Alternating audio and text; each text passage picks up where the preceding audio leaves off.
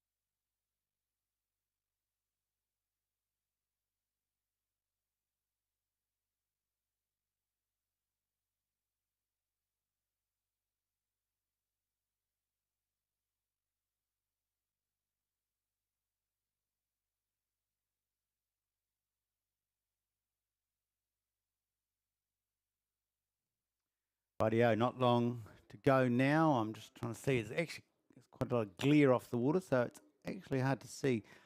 I might go to the video feed. Oh, yes, I can see them backing in now. Like it's they're lining themselves up there.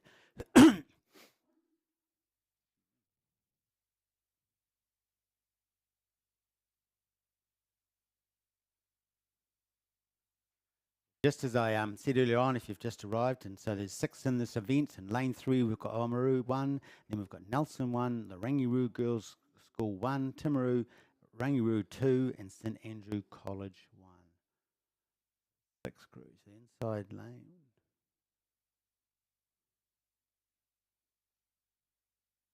Like they're almost, I can see 1, 2, 3, 4, 5 boats sitting in the blocks there. I'm just using the video view, which is possibly on YouTube. I'm not sure if they're screening it. I should check that actually. A lot of glare off the water at the moment. That's sun. I'm not complaining. We do love the sun. Down south, we've had a bit of rain this year. A bit of rain and a bit of wet and a bit of wind. Like they're all set to go.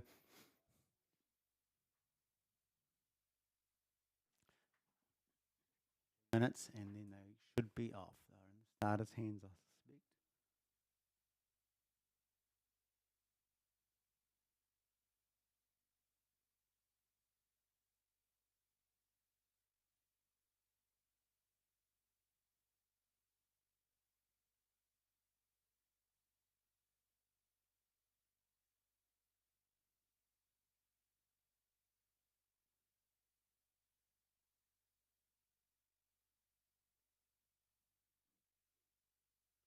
While waiting for that start, the race following this event is the men's open single B final, then the men's open single A final, which I think the men's open single A final is sponsored by Dunstan's Arms, and I only say that because they've got 3, 4, 5, 6, 7 out of the 10 rowers in that race. This is the A final.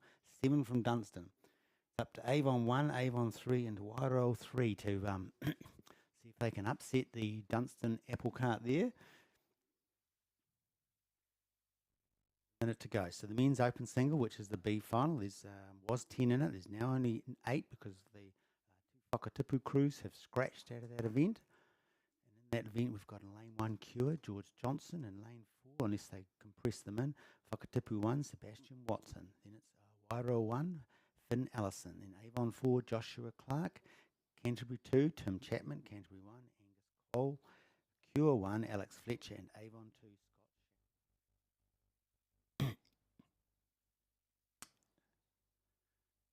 7:30, and they're off.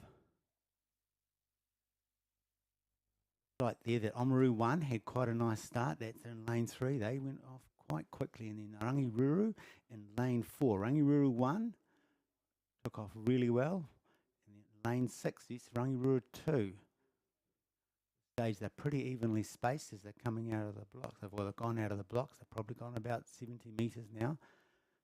Can't quite see them yet, so I'll quickly carry on just whipping through the next race. So just went through the men's open single B final, which is the following event. So the A final, they're sponsored by Dunstan Arms, or they've got 7 crews in it. Their crews are lane 1 to 3, Dunstan Arms 5, 4 and 3, Sam Barnett, Henry Clatworth and Hamish Yeatman. Lane 4, Avon in the middle of the pack, Sam Wilson. In lane 5, 6 and 7, Dunstan 1, 2 and 6, Angus Kenny, Matthew King, Jack Pearson. In lane 8, Wairau 3, Ashley James Fitzgerald. In lane 9 and 10, Avon Jimmy Middleditch, and then Dunstan Arms 9, Matthew O'Meary. I was having a very nice talk to that the 2 Wairau boys, Ashley James Fitzgerald and Finn Allison, who'd come down from Melbourne. I think there's just 3 of them come down. They're just rowing the singles and a quad. They're thoroughly enjoying themselves. They must be staying at the lodge that we were staying at. Wish them well. So anyway, I guess it's up to is Ashley James from Wairau, is Jimmy Middleditch and Avon, and Sam Wilson from Avon in the men's Open A final. We're going to mess things up for Dunstan. Anyway, let's go back to the girls under Ian Cox 4 final. What can we see? There's a lot of glare off the water here.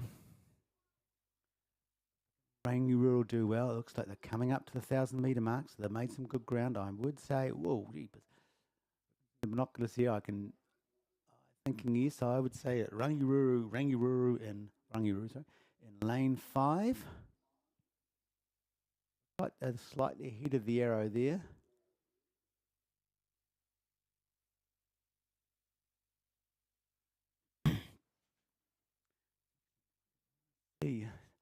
It's actually quite hard to distinguish the boats, coach boats from the rowing boats at the moment.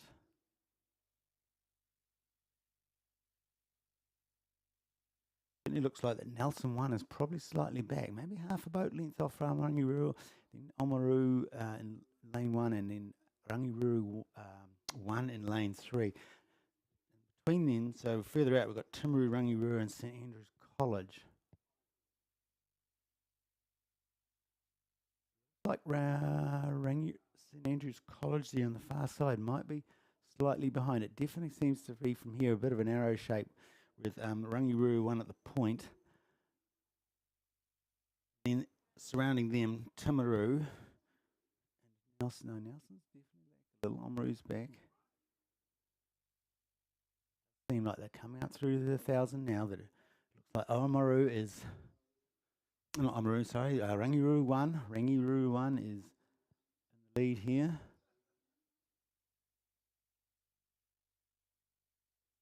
Saying that it looks very close.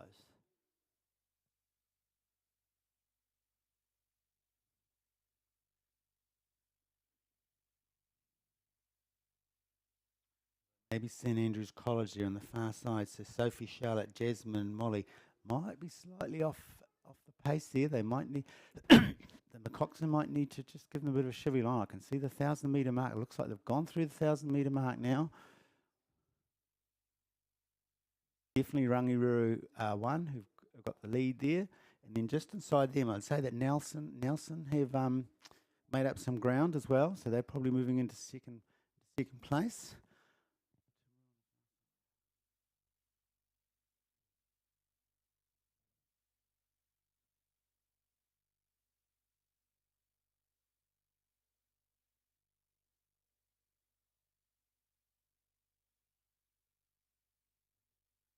Rangiru and Timaru. I think now it looks like the middle. Rangiru and Timaru. Go back to Rangiru 2 and Nelson 1. Further back to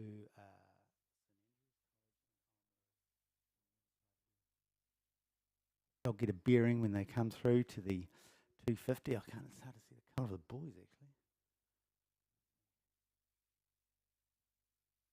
All conditions to row, and hey, and while you're out there, just remember sun hats and sunblock and shirts and all those things.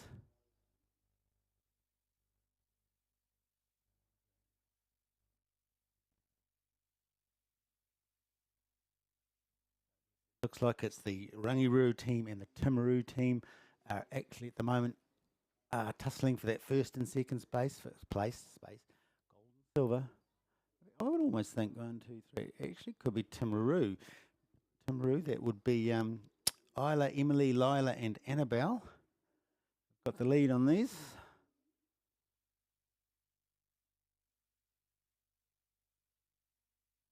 We can see the boys. They're coming up.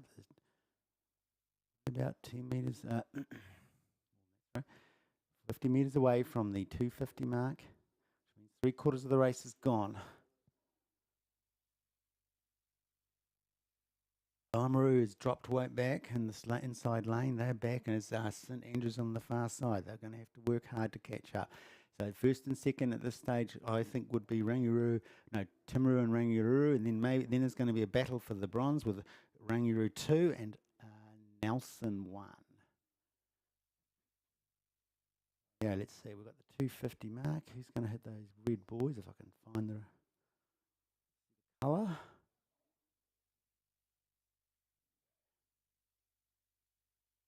Yellows. They're coming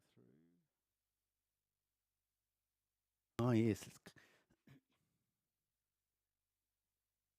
Through to the boys, and it's look very close from here. Timaru and Rangiru, very close. They're both at least still definitely in contention, fighting.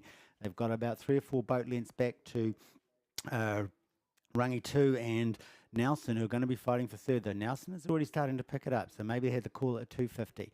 Now Rangi 1 has definitely increased their stroke rate, and so Timaru able to respond. I don't think so. Rangi look like they're going to have a stronger finish here, but Nelson have also sped up. You can see them; they've picked up their rate as well. But I think look, Rangi 2 is 1. Sorry, Ruru 1. I'm going to call it is pulling away. They're holding each other now. Timaru's going to have to find something else if they want to take them. Though looks like they're half a boat length behind them. They're coming up. Let's see. I've got my line already. Rangi 1 is now moving ahead. Definitely moving ahead, just little by little. Not half a seat, another a seat. Come up to the finish line. It looks like they're going to keep it, and it's Rangi 1, followed by Timaru 2 into the silver medal, and down on the inside we've got Nelson 1 have pipped Rangi 2. If they can keep them off for the bronze. Come through to fourth is Rangi 2. Then Oamaru and St Andrews College. So that was the girls under 18 Cox final. In the meantime, we've got the men's open single B final. They're coming through to the 1,000, and at the moment I would see that this had dropped down to 8 crews in it. To be pulled out. Looked to me like on the far side that Avon 2, Scott Shackleton has got a bit of a handy lead here in the single. Tracking across. Is anyone coming up on that inside lane? Sometimes the angle up here in the binoculars, it's hard to see the inside lane. That would be Cure. George Johnson. Is he there in the mix there?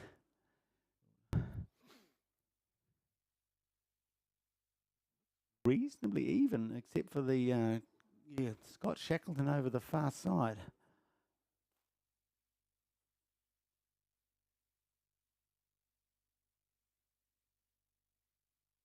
I think he's going through. Is that the 750 boys I can see? Go through the 750 first. Yes, he's not in a bad spot there. He can look at least this way. He just has to glance one quick glances to the side just to make sure that no one's creeping up on him. But it would seem to me that Scott Shackleton, Avon 2, if that hits him on the far side, I'm just basing it based on the order of the day sheet because there's no way I can't tell in the light here what the colours are. Number. He's got a handy lead, and then we're going back to that second and third spot's could be a little bit of a battle here. Maybe there's the 2 on the inside, Cure and Whakatipu 1, George Johnson and Sebastian Watson. Cross to Wairoa 1, Finn Allison.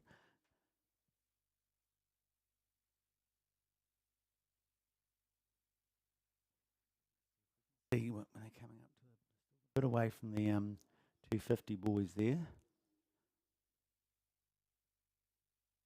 Would appear that Scott Shackleton over the far side currently holds the lead position.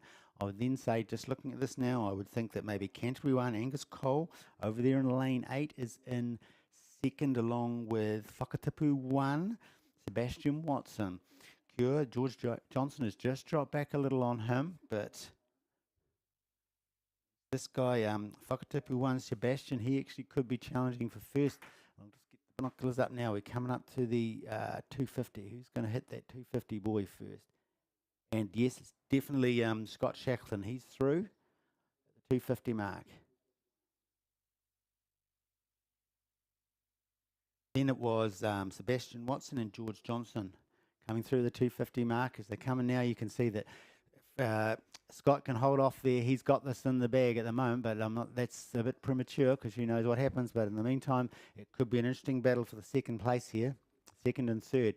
We're looking at Canterbury 1, Angus Cole. He's just put his foot down. I can see that now. Will Sebastian's Whakatipu respond? It looks like he has as well. Those two are starting to pull ahead. In the meantime, they're actually pulling down on Scott Shackleton, so he just might... Yeah, but he's got it. He can see that he's full boat lengths ahead. He can see that he's responded just to make sure he's locked it in. Then's coming back to Angus Cole from Canterbury. He's also now a boat ahead on Sebastian Watson. But on the inside here, we've got Cure George Johnson. He's making a late go. He's making a late go for bronze. Will he get it? Oh, and now Whakatipu Sebastian has just overhauled Angus on the far side. So it's Oh, I couldn't pick that third, sorry. I couldn't pick that third. It definitely looked like Scott Shackleton, perhaps Sebastian Watson, but then I'm not sure out of Angus Cole and George Johnson from Cure who actually got that third finished. In the meantime, we're now going to go to the A final, the Dunstan Arms event. Rightio. They've obviously come through the 1,000. There's quite a little glare there, as I said before, so I won't rabbit on about it too much. Quite at the 750, and oh, that looks spread out. Actually, fairly not spread out, but just fairly like a line. I'd say that potentially Wairu, Ashley James Fitzgerald might be off the pace there, off these Dunstan boys. He's probably about a length back, as is Avon, Jimmy Middleditch, lane 9, sorry, lane 9, just slightly back. These Dunstan boys, I would think that Dunstan 5 and 4 on the inside lanes, 1 and 2, Sam Barnett and Henry Clatworthy. Pace, because I bet there's be some real bragging rights going on with some of these Dunstan boys. I heard one of them may have had a call up to go to New Zealand rowing, so he'll be very keen to make a very good showing here. Up to go to Karapera, so make a good impression. Oh, it looks like there's a battle royale going in the middle. Lane 5, 6, and 7. Who's that? Dunstan Arms, Angus Kennedy in lane 5. In lane 6, Matthew King, and in lane 7, Jack Pearson, all from Dunstan Arms. They would be the three leaders at the moment. I think maybe Matthew King, Dunstan Arms 2. Head of the arrow there, but oh, it's very close.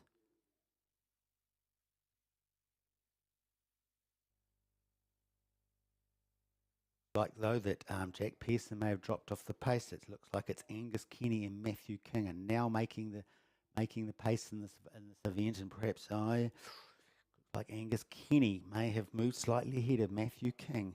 They're coming up to the 250. Who's going to hit those yellows first? Right. Coming up to the yellows. It's going to be, yep, Angus Kenny came through first on Matthew King. Angus Kenny, he's now digging it in. He's now moved up to a boat length. He's definitely increased his stroke rate. Matthew King, is he responding? He doesn't seem to have picked it up. Yes, he has. And then inside him, Jack Pearson, all from Dunstan Arms. Dunstan Arms, 1, 2, and 6 in that order. Oh, Angus Kenny has just put his foot down. I mean, he's just put the nitro in. You can just see his boat's moving ahead, stroke by stroke. He's now got up to 2 boat lengths back on Matthew King, who's under pressure from Jack Pearson on the other side of him. They're going to be battling out, but Angus Kenny, nice showing. Boy, he's just poured it on. This is like the Fast and the Furious, mate. He's just gone. Unless he had something happen, I don't think they'll catch him. Very nice. He's now up to 1, 2, 3, 4 boat lengths.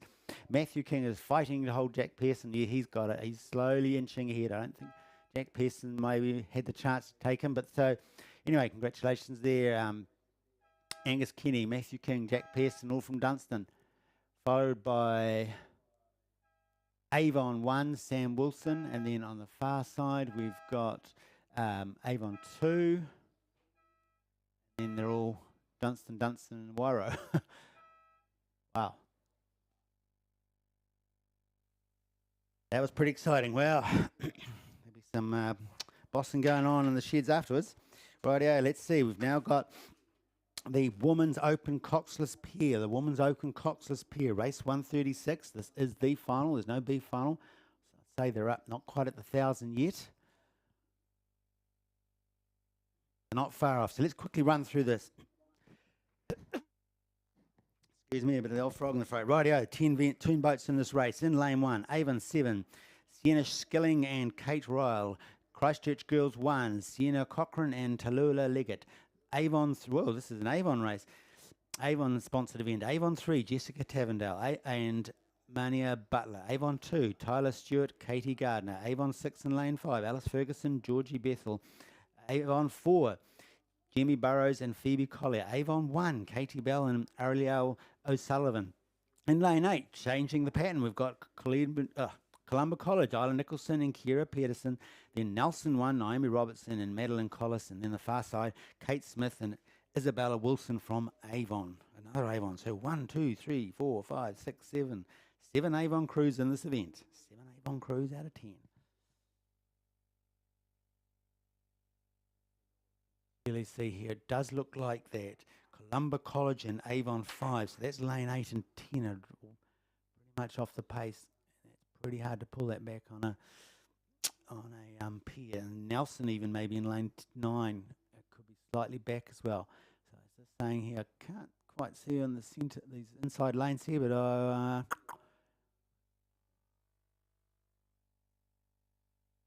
it does look like it's Avon 6, Alice Ferguson, Georgie Bethel in lane 5. Potentially have a wee lead there.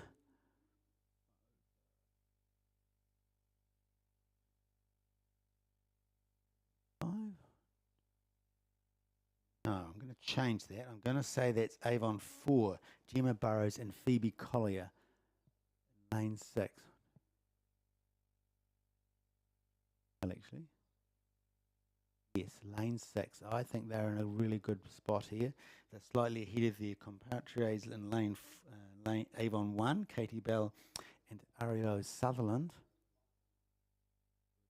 Much in line with Avon 6, Alice Ferguson and Georgie Bethel. That's in the centre of the arrow, and as I said, usually can sometimes pick as an arrow shape who's in the lead. I'm just trying to see who's coming. Oh, this inside lane here, Avon 7, Sienna Skilling and Kate Riley. Are they up there in the mix as well? They could be. Christchurch Girls High School 1, Sienna and Tallulah look like they're probably off the pace here. Quite a bit of distance to make up in the pair. Lane 4, Island Avon 2, Tyler Stewart and Katie Gardner.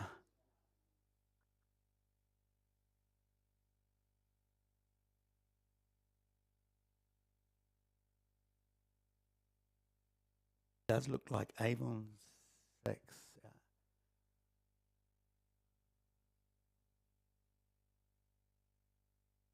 Lane 6, Avon 4. Jimmy Burrows and Phoebe Collier, I think, have got the lead at the moment. They're getting some challenges on the inside, the Avon 6. What a boat.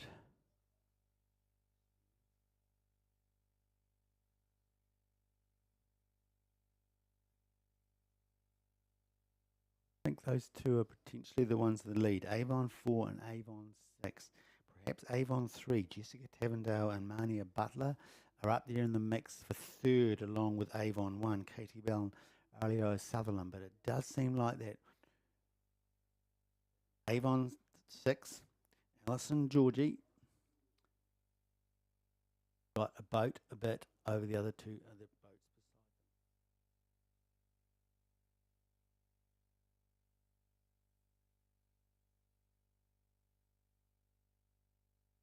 beside them. So Avon, sorry, yeah. Avon, my 6s and 5s mix up. So let me take that back. Lane 6, Avon 4, Gemma and Phoebe are over Alice and Georgia in Avon 6 and lane 5. Right, see that clearly now. They've got a good boat length over them. Coming up to the yellow boys. Yep, Avon 6 will go through. Who's going to come through in second place? Sorry, Avon 4 have gone through. Avon 6 coming through into second place. So those two have got a good bit of water between them, maybe 2 boat lengths back to everyone else. Avon 6 is now put a bit of heat on the Avon 4. They want them to get in the mix. They're coming up to the 100. Avon 4 have responded nicely, though. I don't think they are responding very nicely. Avon 6 move up now. They've moved up. They have pulled up. Their bow is to the stern of the Avon 4. Avon 4 are digging in, but Avon 6 is coming through really quick. They're now half a back canvas on them, and I think now the bellboy to the stroke seat. Can Avon 4 hold them off? And Gemma and Phoebe hold off Alice and Georgia. Oh, they are now moving up. So up to half a boat length. They're catching them. No, they've held them. They're holding them as they come across the line. Well done. That was Avon 4, Gemma Burrows and Phoebe Collier over Alison Ferguson and Georgie Bethel. And now coming through to third, we've got a bit of a battle going on here as well. It's another Avon crew, D3 and D7. That's D3 took that. That was Jessica Tavendale and Mania Butler over Avon 1. Katie Bell and Ariel Sutherland as the rest of the crews just coming through. Got a couple of crews here just coming through at the back. Christchurch girls. Far side, the Avon 5 crew.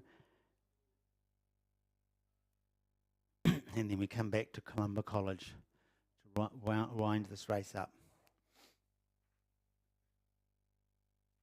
While they just, excuse me. So also already through the 1,000 now, we've got the boys under 16 double sculls B finals, 10 in this event. St Andrews College 4, Timaru, Christchurch boys, St Bede's 2, St Andrews 6, Otago 2, Whakatipu 2, St Andrews 1, St Bede's 3 and St Andrews 5. Got just writing out the names starting from lane 1, St Andrews College 4, we've got Logan Scott and Isaac Keane. Then we've got Murphy Hopper Park and Baxter Hopper Park, sound like the brothers. Alex Wynn and Romy Johnson. Then we've got Ryan Atwood and Connie Thwaites. Lane 5, St Andrews 6, Oliver O'Brien and Hugo Miller Bell. Then we've got Ryan Clearcorn and Toby Hebden. Mike Perry, Louise Della Cruz, George Lewis, Isaac Scatler.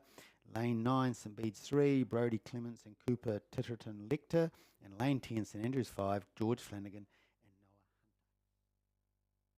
Double sculls, boys under 16.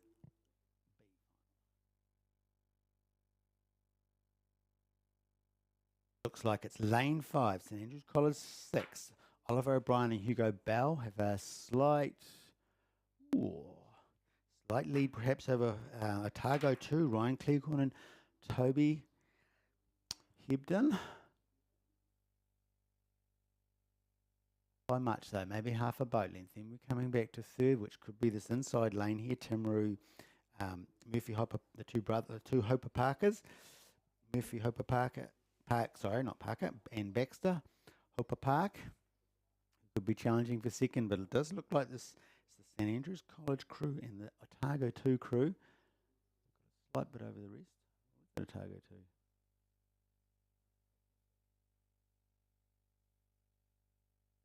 Yellow boats. That would be Whakatipu, not Otago 2. No, I'm sorry, that is Otago 2's back a bit. Whakatipu and St Andrews College 6. So it's Mike Perry and Louis Dela Cruz challenging Oliver and Hugo for that first spot. But up in the inside lane here, we've got Timaru crew coming through. Two brothers, Hopper Park, they are really powering up. And I think that St Andrews College, they're going to be under a bit of pressure because this inside lane of Timaru are really coming through. I wonder if St Andrews are busy looking at the Whakatipu crew on the far side, and these Timaru boys just coming through. What a quick finish. What a quick finish. They've just pipped the Whakatipu crew. They're now going to roll over. My goodness, nitro all over. Fast and the Furious coming through. They've rolled over St Andrews College. That was a very nice finish. Timaru, well done. Murphy and Baxter, Hopper Park just powered through, followed by St Andrews, who held off Whakatipu into third place. That was a very swift finish.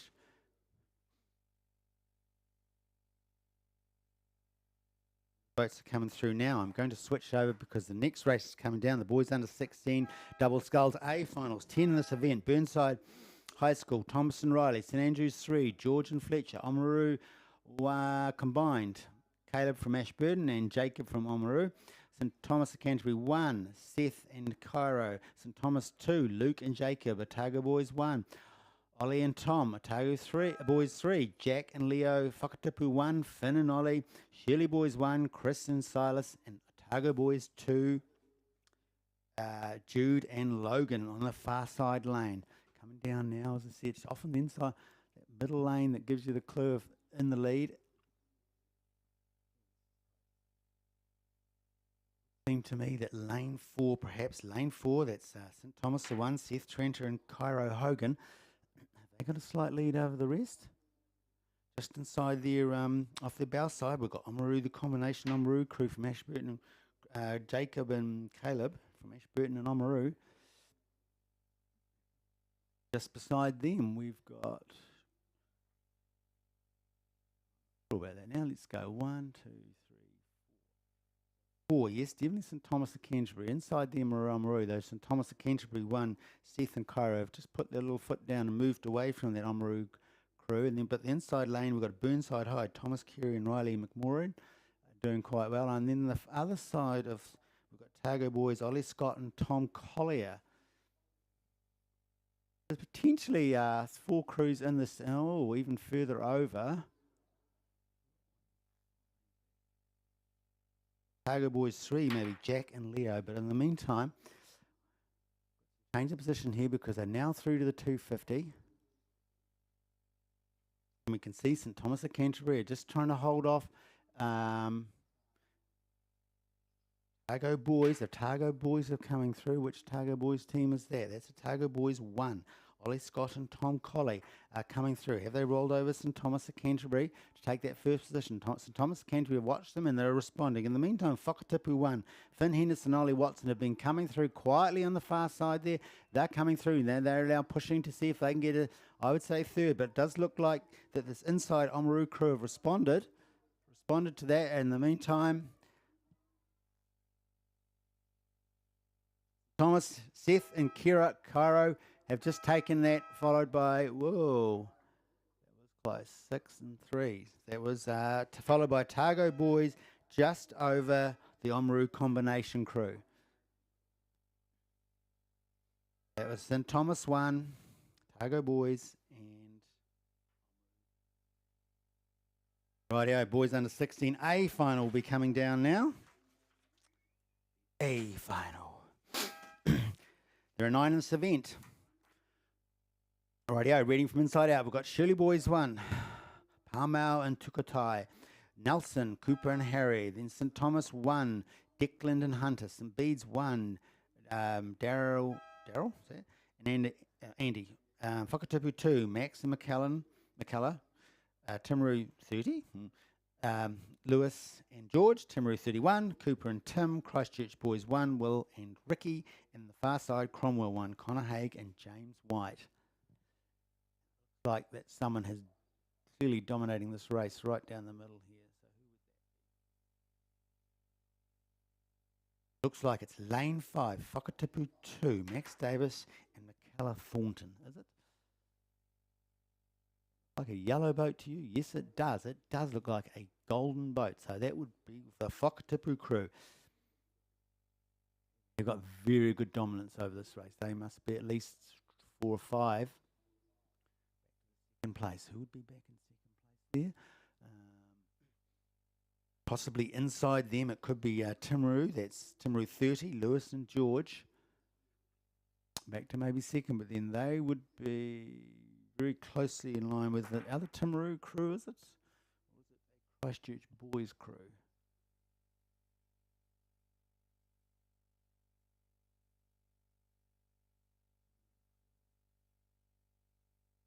Christchurch Boys 1 crew, Will and Ricky. Meantime, Whakatipu, Max and McCullough have got this well in hand. They've already moved into the 250 boys, and who's coming through next? Look like it's going to be. Haven't arrived yet. How far ahead their guys in front are? Looks like it's Timaru coming through. Yes. Timaru, and then they're through now. The Christchurch boys are through, so they're about half a boat length behind them, so they can still get a chance to maybe take the second place off this Timaru 30 crew. And then we've got on this side though, we doesn't count this side. Who have we got here?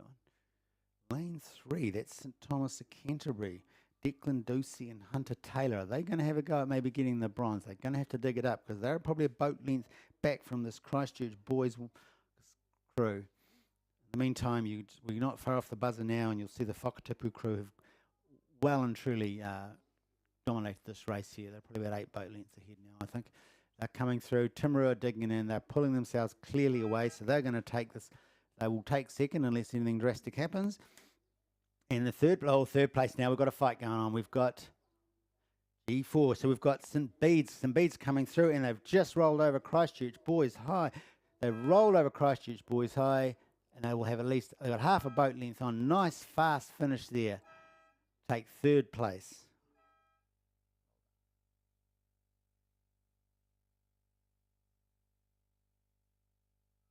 Very tired rowers. Some of them here, looking there. At least they're not lying down. The rules are you don't lie down when you cross the finish line, like you see in the internationals and stuff. If you do, the safety boat will be over there because it's a signal that you're not well.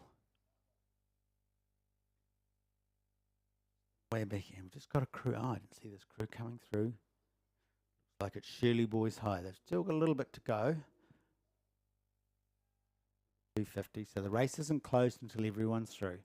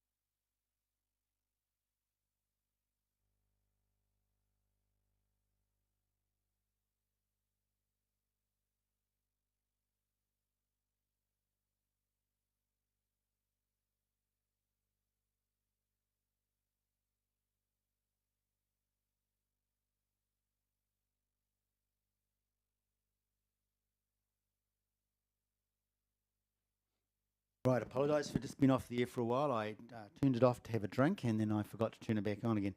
So at the moment, we've just got the girls under 15 Octi Skulls coming down. This is the final. There are 10 in this event, and apologies if I don't read the name. They look because there's a lot of people who don't read out. So lane 1, Columba College 1, 2, North End 2, 3, Timaru 11, Rangiru Girls, Whakatupu in lane 5, Villa Maria 1, Christchurch Girls in 7, Marion College Composite, which is Marion College and Villa Maria by the look of it, in lane 8, North End 1 in lane 9, and St Andrews College in lane 10. Now, I watched the start and it looked like that Timaru in lane 3 got off to a very good start, as did Villa Maria College. And before the 500 metre mark, which is the island, it was Villa Maria College, Timaru, and Whakatupu, I suggest, would have been in the lead. You You can just see the shadows coming up to the 1,000 now. I quickly thought just after that event, the next event is the boys under 18 Cox 4B final. That's got five crews in it. Shirley Boys 1, St Andrews 1, Christ College 4, Christchurch Boys 2, and St Andrews College 3. Shirley Boys has Otto, Aidan, Finn, Logan Cox by Oliver Young. St Andrews has Harry, Harry, Hendrick, Kayland, Oliver, Cox by Emily DeJour.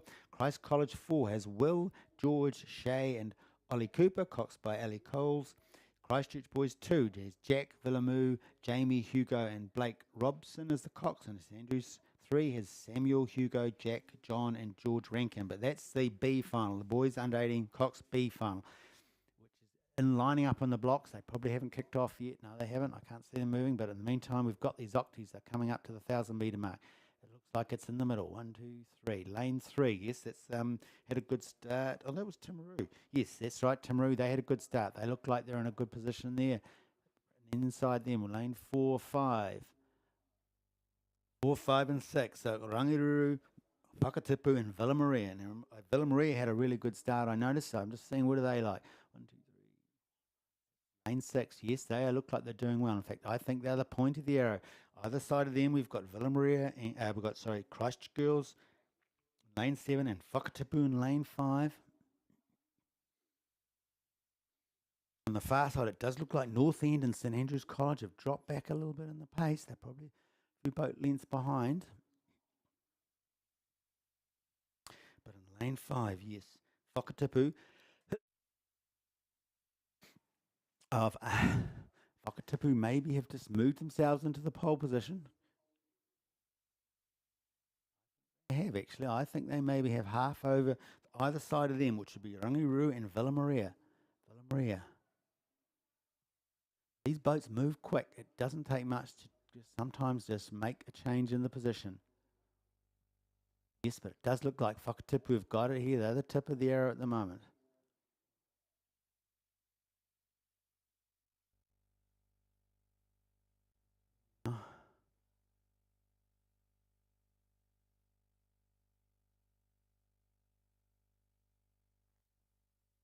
This is interesting because I think I can actually see the fours right behind them. The fours are already at the 500-metre mark. So those fours are moving really quickly. This is the men's, that's the boys under 18 Cox 4.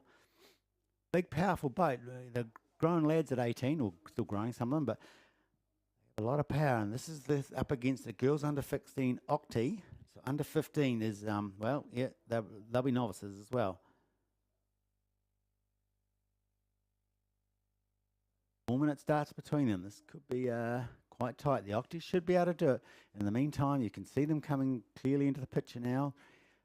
1, 2, that's Columba College and North End, and lane 1 and 2 are off the pace. And lane 3, Timaru have dropped back. So they're now off the pace. The Rangiruru, they're up into possibly into third spot. It does look like Whakatipu 1 have the lead, but Rangiruru and Villa Maria, either side of them, are pushing for those putting pressure on them. They'll want the first position, at least, or second and third. Outside of Villa Maria, we've got Christchurch Girls, and then we drop back a little bit to Meridian College Composite, North End, and St Andrews College. Through now, they're coming up to the 250 mark. Yes, so who's going to get through first? There's not much in it, actually. Not with the quick, swift moves that can move these boats closer. Coming through to the yellow boys, we've got, yes, Whakatipu first. Thought it was yellow, but it was just the sun reflecting. Oh, there we go. There's the yellow boys coming through. There's Whakatipu coming through now, followed by Villa Maria and Rangiruru are pretty much neck and neck on it. But on the far side of them, we've got Christchurch Girls, High School 1 making a burst for it as well. And I can hear the coxswains even from up here. Look at them. You can just see it. The rating's gone up. They're powering away. Whakatipu there. Cox there. Andy Clark, he'll be giving it to them. He'll be telling them when and well. He'll be watching in a hard spot to sit at the back there and watch both boats on either side. Villa Maria, though, they're responding and they're holding off into second position, but Whakatipu do have a lead, not by much. Villa Maria, if they walk the dog, they could walk up past Whakatipu, but I don't think so. They don't seem to be doing it. Rangiruru are putting in a little... Oh, it's throwing the kitchen sink stuff coming out here, I can see. And to be honest, not much of them are changing positions. So I think if it stays like this, we will have Whakatipu, Villa Maria and Rangiru, although Christchurch girls are actually moving on Rangiru. Are they going to get through? Are they going to? No. Oh, no, Rangiru are starting to move up, but a little bit too late. Villa Maria comes through in second, and Rangiru in third, Whakatipu first. Christchurch girls on the far side came through. We come back to this Maru crew that had a really good start. And then we've got, on the far side there, who's that sneaking in and out of my sight there? That would be Meridian College Composite coming through into 5th position. Then we come back to North End, Columba College. Who's that over there? We've got another North End crew and St Andrews one coming through. But in the meantime, these fours are coming down here, so I better flip over the app and see. Shirley Boys, it was lane 1, Shirley Boys 1, St Andrew College 2, Christ College 4, Christchurch Boys lane 7 and St Andrews in lane 8. Got a defined leader in this B final of the boys under 18 Cox 4. That would be Christchurch Boys High School 2. But they're in a good, clear position there at the front. Pretty sure it's Christchurch Boys, better make sure. It is. Who's in that crew? That would be Jack Dennehy, Villamu Finau, Jamie Camo, Hugo Parnham, Cox by Blake Robson. But they've possibly got a boat length and a bit over the next crew, which is the St Andrews College crew of Harry Pitts, Hendrick, Todd Hunter, Caleb Graham and Oliver Barker, Cox by Emily de Jure. Remember those names? They were all in the open single as well, some of those names. Does look like the Christchurch Boys High School crew there over in lane 7. They've got about 3 or 4 boat lengths over this St Andrews College crew. Christ College in second place. Take that back. So Christchurch Boys High School have got a good, handy 4-boat length lead over Christ College, who are finishing pretty quick. That's Will Donaldson, George Metcalf, Shay DeLuca, Ollie Cooper King, Cox by Ali Coles. They're coming through to make a quick second clear. First and second there. The bronze medal in the B final is going to be a little bit more interesting because we can see here 2 boats that are all within reach of each other at the moment. St Andrews College there on the far side have got it over Christ College 4.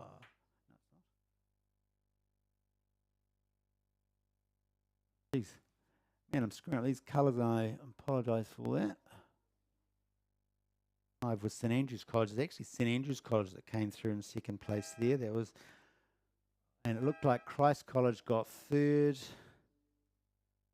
St Andrews College on the far side, St Andrews College 3, and on the inside lane here we've got the Shirley Boys coming through.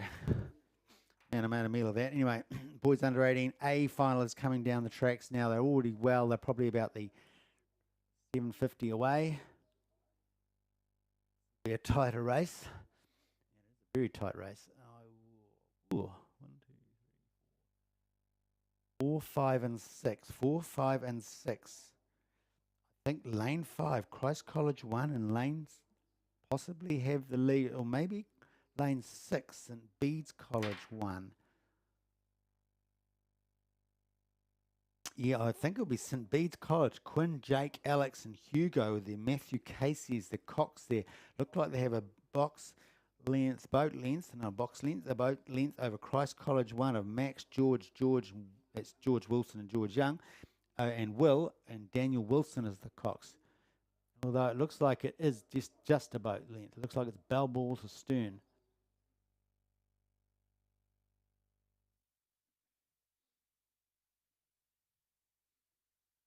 Coming through here, so they're going through. They're at the 250 now, so St Bede's have cleared it. Christ College have cleared it. But just inside Christ College, we've got the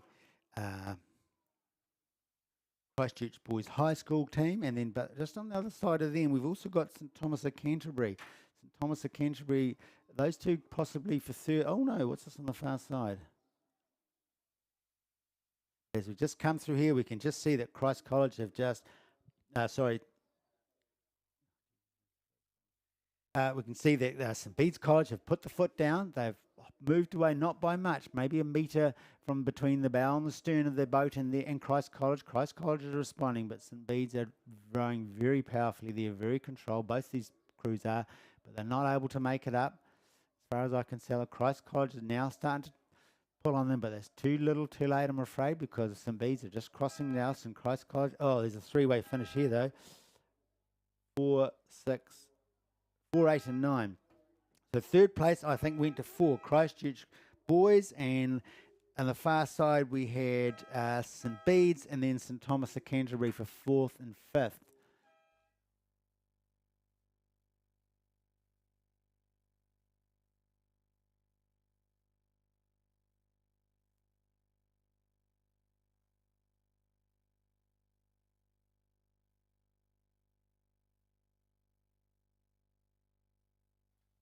Yes, so that was the boys under 18 Cox 4A final. Now we've got the men's club double sculls, A and B final. So it's the B final now. We've got looks like 8 in this race. In lane 2, Waihopai 1. Then lane 3, Otago 11, Timaru 21, Canterbury 2, Canterbury 3, Avon 1, Wanaka 1, St Andrews College 1. The crews are Waihopai 1, Matthew Jenkins, Nathan Burt. Then we've got Alex Hattrell and Brendan Isles, Cameron Moffat and Harrison Seal, Canterbury 2 in lane 5, Sam Clark, Noah Visser, Canterbury 3, Oliver Ellis and Liam Collins in lane 6, Jacob Buell and William Thomas at Avon 1, Alex Peterson and William Pascoe at Wanaka 1 and St Andrews College 1 on the far side, Theodore Thomas and Jackson Evans.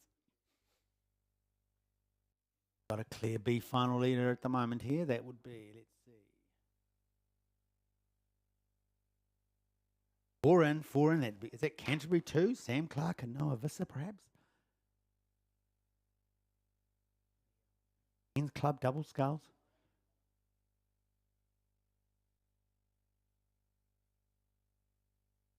Yep, I would say it's Canterbury 2. Sam and Noah have got a good few boat lengths, maybe 3 or 4 boat lengths over the next boat, which is possibly the one just the far side of them, which is Canterbury 3. Oliver Ellis and Liam Collins. Wow, someone we know who's going to be bragging over the other team tonight. Third might be a bit trickier to pick. Let's see if we can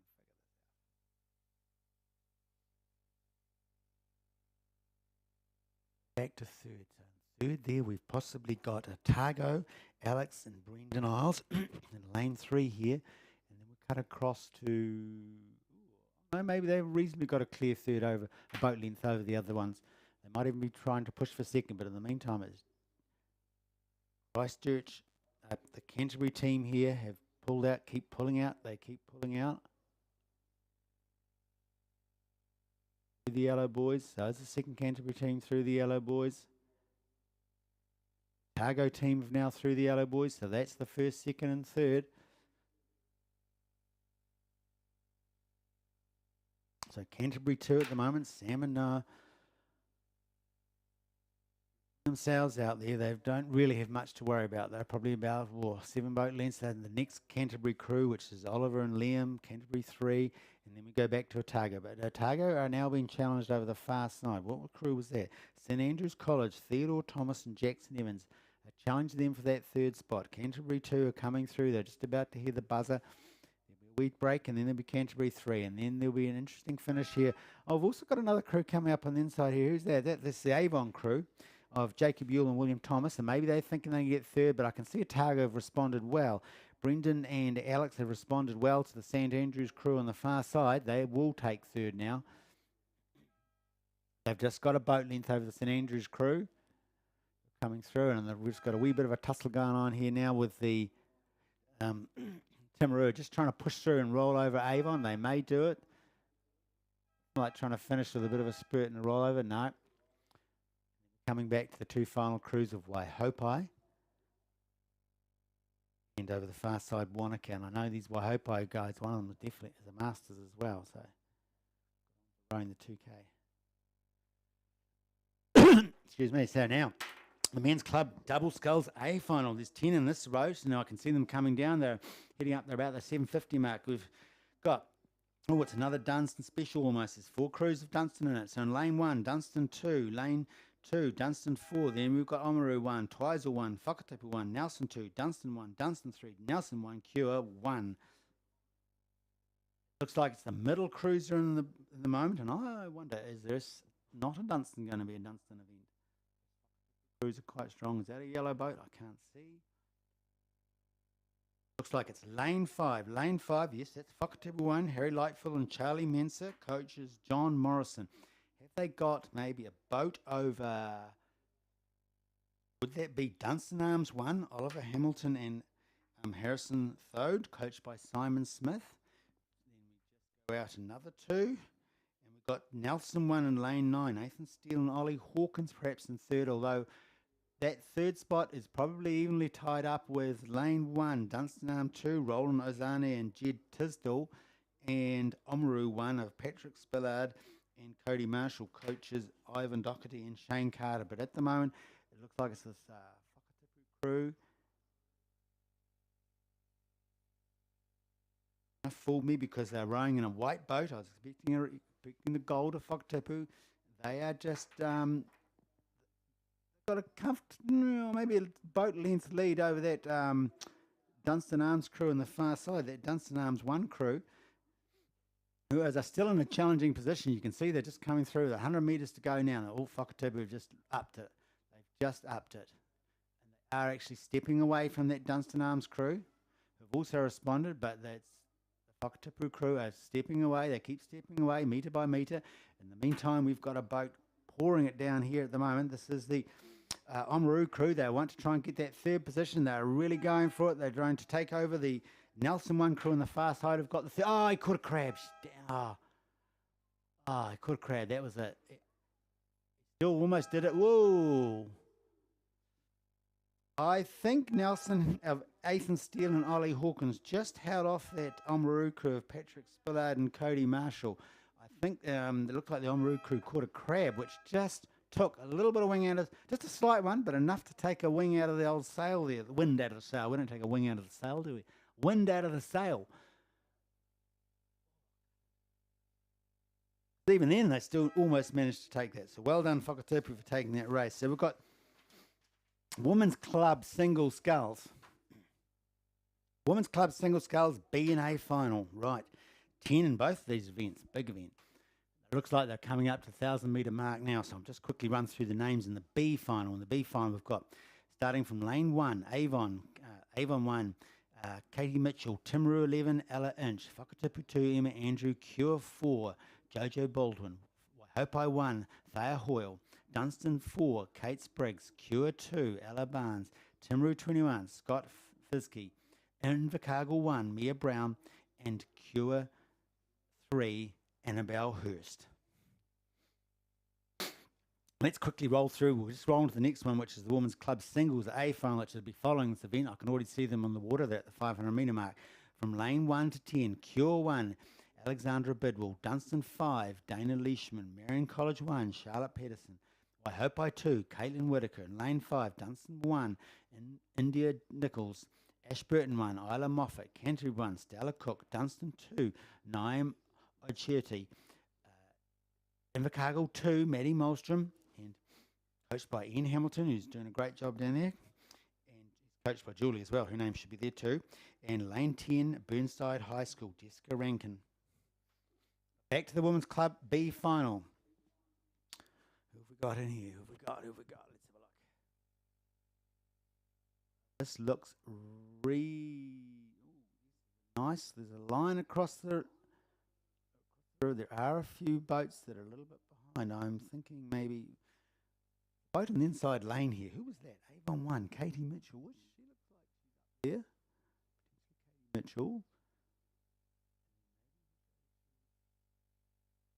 Lane 4, is that Cure? Jojo Baldwin. 5, sorry, I'll go 1, 2, 3. Yes, so it looks like Avon 1 and Whakatipu 2, Emma Andrew and Katie Mitchell. That's lane 1 and 3. I can see they look like they're on par. Then also with Cure, which is Jojo Baldwin. And then We're going to go over a bit to like it's lane 5, lane 6. Missing someone here. I've lost count. Is there only 9 rowers in this event? So that always puts me off a little bit. The colours, because there is someone who's clearly out in lead there. I was going backwards. It'd either be Timaru, which is out, who pulled if there's a scratch.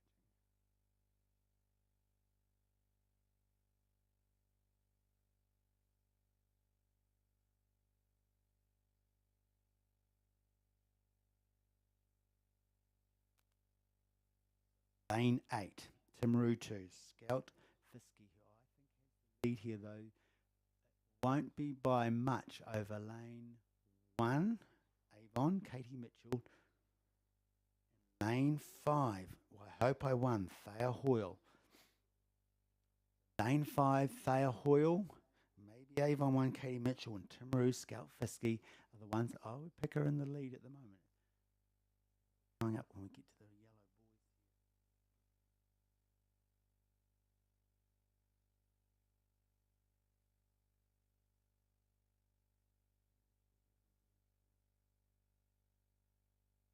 Like it's going to be Timaru. Coming up to the yellow boys now. So that's Scout. She's just coming up. She's just gone through to the yellow boys. And then that's why I hope I through to the yellow boys. No, this Avon person, no, she's just gone through the yellow boys now. So it definitely looks like that Scout is in, yes, clearly now she's at probably 2 or 3 boat lengths over Waihopai. She's reasonably unthreatened, but as we saw in one of the earlier races of the single, that men's single, it's amazing how quickly a boat can make up. The Waihopai girl, that's Thea Hoyle, probably is definitely in the second place there, as we just see that Scout comes up to the 100 metres to go. So she's through the 100 metres. I'll be picking it back to Thea Hoyle, and then perhaps Mia Brown on the far side, Invercargill. So 2 Southland crews might get in the first and second places. Mia Brown going to take Thea Hoyle. I'm not so sure about that. She could do. They're the two. And also on the far side, we've got Annabelle Hurston Cure. But at the moment, it looks like Mia Brown has just rolled over Thea. Yes, she has. So Invercargill, so the 2 Southland clubs. Oh, no, Thea's responded. She's actually rolled over. She's taken it back off Mia. She's got a bigger, stronger stroke there, I think. So we're going back to Mia has done a great job, but she got held off and she went through into third. In the inside lane, we've got Avon 1. So the gold for the B final of the women's club single was Scout from Timaru, followed by Thea Hoyle from Waihopai and Mia Brown from Invercargill with the bronze. The last boat crossed through now, so it's a pretty condensed group. Now we've got the club single sculls A finals. The A finals are coming up to the 750 mark. Quickly go through the clubs again. In lane 1, Cure 1, Dunstan 5, Meridian 1, Waihopai 2, Dunstan 1, Ashburton 1, Canterbury 1, Dunstan 2, Invercargill 2, and Burnside 1. Like the middle of the course is where the heat is. The action is 1, 2, 3, 4. We see 9 boats that, so perhaps one is a bit back. Looks like lane 3's missing. Who was lane 3? That was Marion College. So we've got lane 1 and 2, so it'll be 4, 5. I think it's lane 5. Lane 5, Dunstan Arms. India Nichols is leading this club final at the moment. Club Women's Club Single. Dunstan Arms, all right. Looks like she may have a couple of boat lengths. So the next boat, which possibly is Ashburton, Isla Moffat, Ashburton.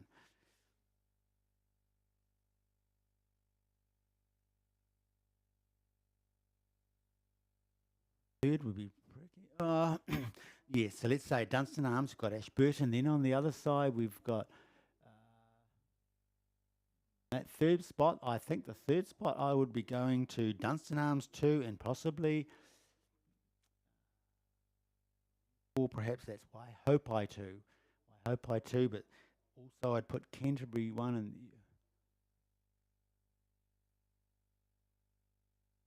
So. Arms have got this at the moment. She's got this well under control. She's coming through.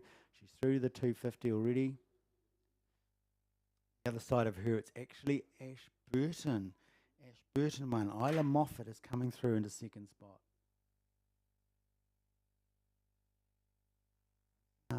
Isla Moffat from Ashburton. Third spot is going to be any of Canterbury 1, Dunstan 2, and I Hope I 2. At the moment we've got Dunstan Arms 1, India Nichols. Just keeping Ashburton at bay. She's keeping Isla at bay at the moment. Boat length though. She's watching her. I can see she's looking at her really careful. Now starting to stride away a little. See, foot by foot, she's just striding away. And then we've got from the Ashburton girl, Isla Moffat's got at least about 4 boat lengths back, and now we've got a 3-way thing. So we'll hope I responded. We'll hope Caitlin Whitaker has just put her foot down. She is now trying to power through. Is she going to overrow these other 2 crews of Canterbury and Dunstan Arms 2? I think she has. Dunstan Arms 2 is narrow out of it. Waihopai is pushing through. She's just rolling over top. Canterbury 1 takes the 3rd spot.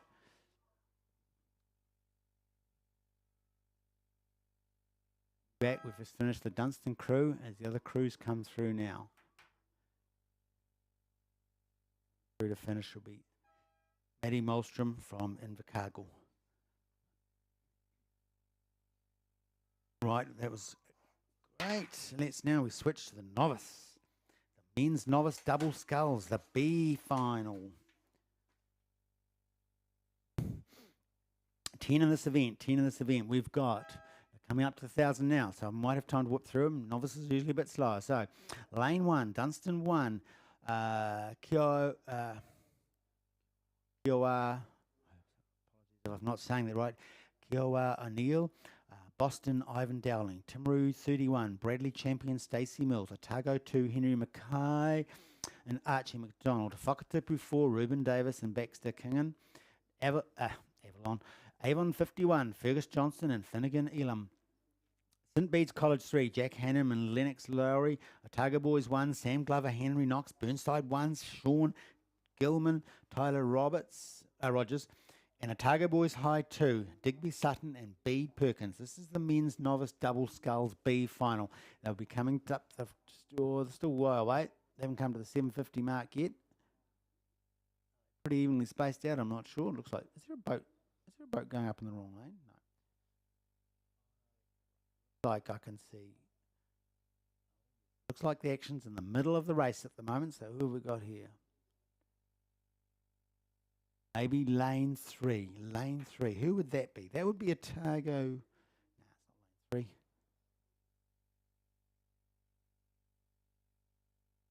3. Yeah. Like a lane 3. Do I get this right? Doesn't look like Otago colours though. Looks more like Dunstan Arms.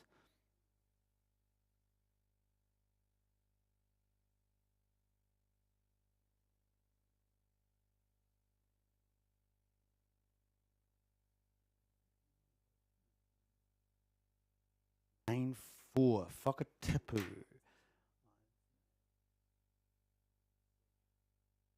Like a boat going up for one coming down. One. Whakatipu, gold hull. So they had a Wanaka and it's not Wanaka. So it's a Whakatipu crew leading this race quite nicely. They've probably got 3 boat lengths over the next boat, which could be perhaps Otago Boys there. Otago Boys over in lane 7, Sam and Hunter.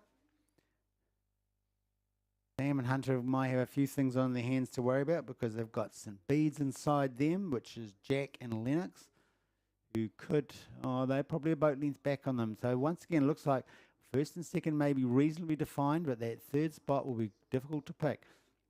This is the men's novice double sculls B final. Whakatipu crew look quite, they're rowing well, they're rowing steady, they're rowing short, but novices. They're in a good, healthy position, and they're actually coming up now on through into the 250.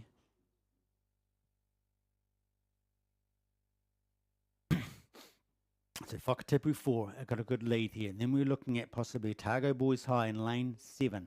Otago Boys High in lane 7 in second place. They are challengeable, particularly by this crew, Dunstan Arm 1, QI and Boston are coming up on this inside here, but I think they're responding. Whakatipu have put their foot down a little. Otago Boys are now lengthening out. They've reached out. They've got 3 boat lengths. Third place is going to be a bit tricky. I would put it on Dunstan Arms 1 in lane 1 at the moment, although I wouldn't count it because there's another Dunstan Arm crew out there as well who are coming through. Oh no, it's not Dunstan Arms, sorry. That's Otago Boys High. Whakatipu have got this comfortably. They're coming through, followed by Otago Boys High. And then the inside lane here, Dunstan 1 have now pulled themselves ahead of this other Otago Boys. Oh, the lanes are mixed up there. Who the heck's that? Lane 8. I apologise. That was Burnside. My apologies. Burnside. That was Burnside came through into second place. So Whakatipu won in first, Burnside in second, and I didn't actually see third, but I would think it's the inside lane of Dunstan Arms. And we're going to move now to the A final, which is already heading down. It's coming up through to the 750 mark. 9 in this race, Whakatipu 3, North End 1, Whakatipu 1, Oamaru 1, Whakatipu 2, St Andrews 1, St Thomas 1, Timaru 30 and Timaru 32, and I won't have time to whip through the names. Tighter field, there are some clear people that are in the lead here. It's either that Whakatipu team on the inside, Whakatipu 3, Whakatipu 1, so it looks like Whakatipu are going to looking at taking out some good awards in the novice boys double sculls.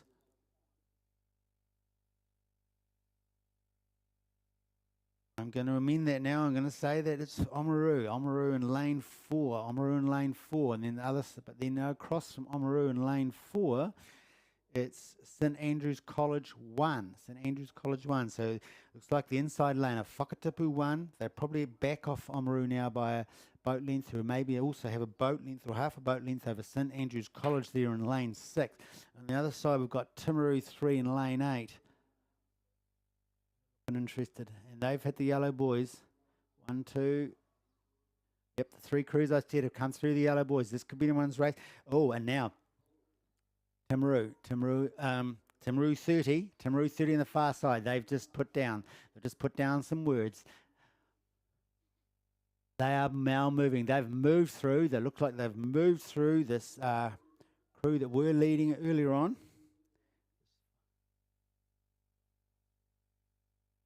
Put it through, they've gone through, they rolled over St Thomas of Canterbury, and also Dunstan, Whakatipu 3, and who were doing so well earlier on below here, they've now been pipped. Oamaru have just laid it down. They're coming through as well. Oh no, St Andrews has responded. So the response by Timaru, St Andrews have responded, go back on them. But in the meantime, we've got Oamaru, Cash and Ike are hurling their way through. Who's going to take it? I don't think they managed to quite do that. St Andrews managed to come back and just hold off the Oamaru, which were just skeltering down that racetrack like something else. And on the far side, Timaru, who had made an early go of it in the hundreds, then got pulled back.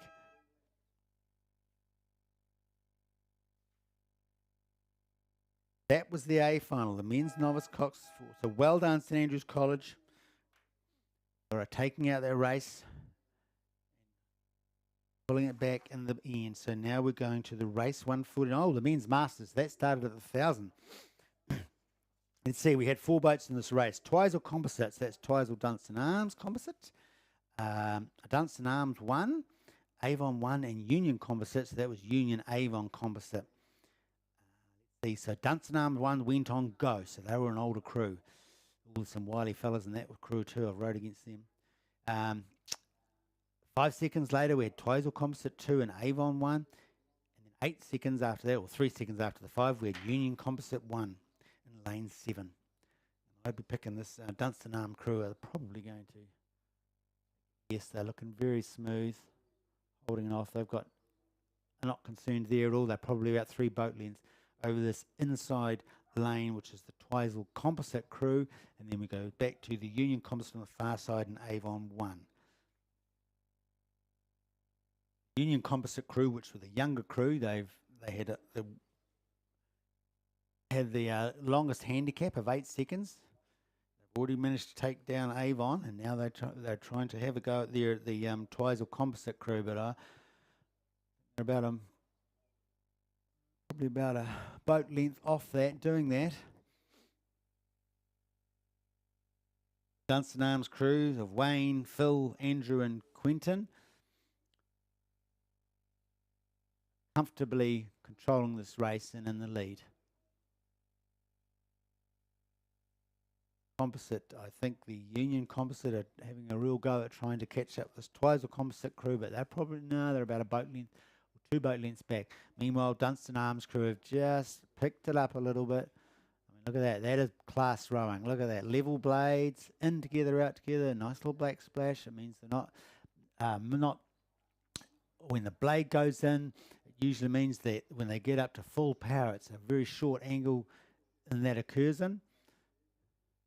Get up to the 100 newtons. Coming through nicely. So well done. That was Dunstan Arms 1. We've just taken out the men's Masters Coxless quads, followed by the composite crew of Twizel Composite crew, Dunstan, Twizel. Then we come through to the Union, and then coming through at the back is the Avon 1. Women's Masters single sculls. Another Masters race started at the 1,000. Looks like they're already reasonably spread out. There's 9 in this event. So we've got Marlene O'Keefe and Twizel in lane 3. Cromwell, Maud O'Connell. She's a wily old competitor, that Maud. Lane 5, Wanaka 2, Victoria Shute. Lane 6, Union 1, Tanya McDonald. Lane 7, Wanaka 1, Sandra Reid. Lane 8, Ashburton 1, Charlotte Cox. And Lane 9, Avon 1, Jill Carruth. Some of that spread out the wide field is because they would have started at different times. So Maud O'Connell would have started on go. And then if we go right back, we have Twizel 1 in lane 1, who's grade A. So Maud's grade G, and Marlene is grade A, has 31 seconds. So she had to wait 31 seconds before she was let loose. In the meantime, the crews in the middle ranged from 9 to 29 seconds.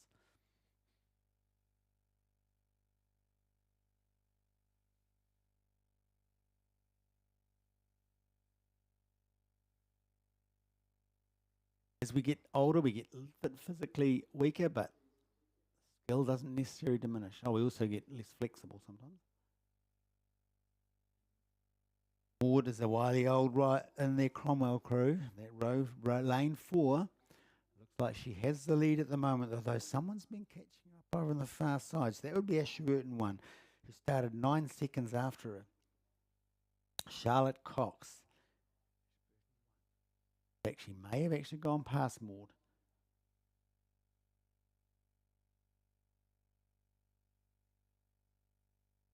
I think she definitely has gone past Maud. Then we come back to inside Maud. Who's that? That's Victoria Shute, Wanaka 2. No, I'll take that back. Yes, it is. No, Victoria Shute. 2. In the meantime, that Twizel 1 row, the one who had the 31 seconds, she's made her way up through the field, so she's now probably pushing to get that third spot over the Wanaka rower. And then over the far side, we've got Avon 1. She had to wait 16 seconds before she was let loose. Jill Carruth. Certainly seems like that Wanaka, Ashburton, Charlotte Cox there.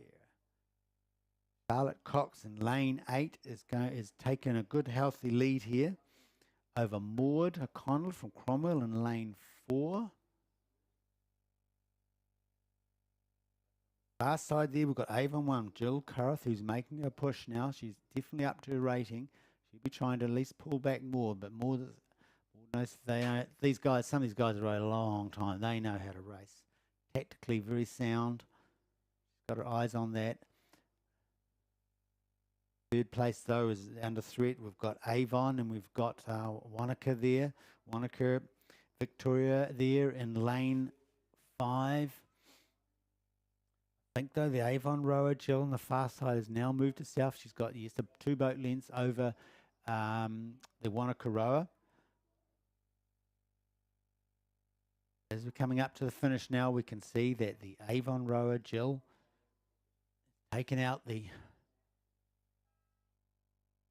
it's Ashburton. I meant the Ashburton rower. Charlotte Cox is taken out first. We've got Maud O'Connell from Cromwell there coming through. Haven't seen many Cromwell colours there today. Oh, look at that. Now, look. Maud's not wearing her colours. Time I see her, I'm going to say, Maud, you weren't wearing your colours. You should be disqualified.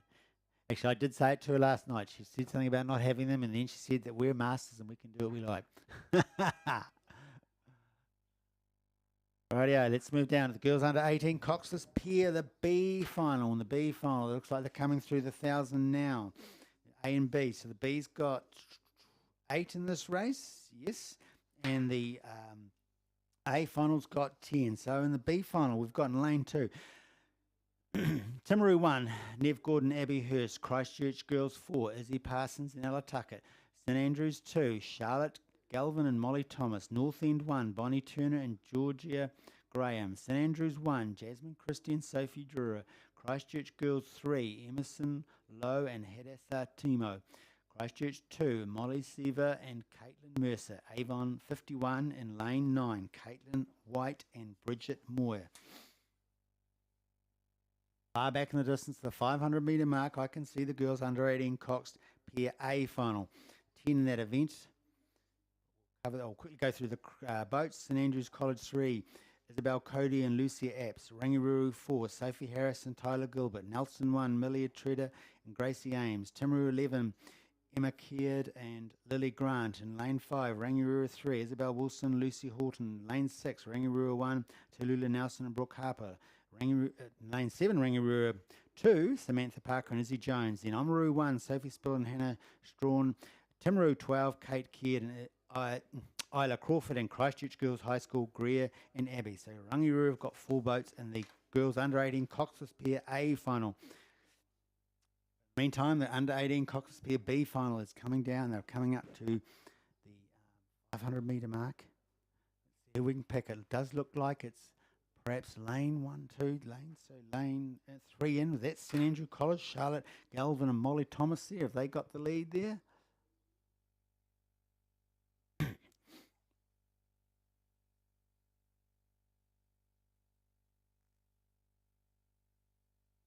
Yes, I think it is. I think it's St Andrews College. They've got the lead here. So they've probably got at least a boat length over there. What's the crew inside them? Yes, it would be the crew inside them. So that's over North End. Bonnie and Georgia. We go back to 3rd position. So I would take that back to St Andrews College in lane 6. Jasmine Christie and Sophie Drewer. It does look like these St Andrews Charlotte Galvin and Molly Thomas have got a nice handy lead here, position here.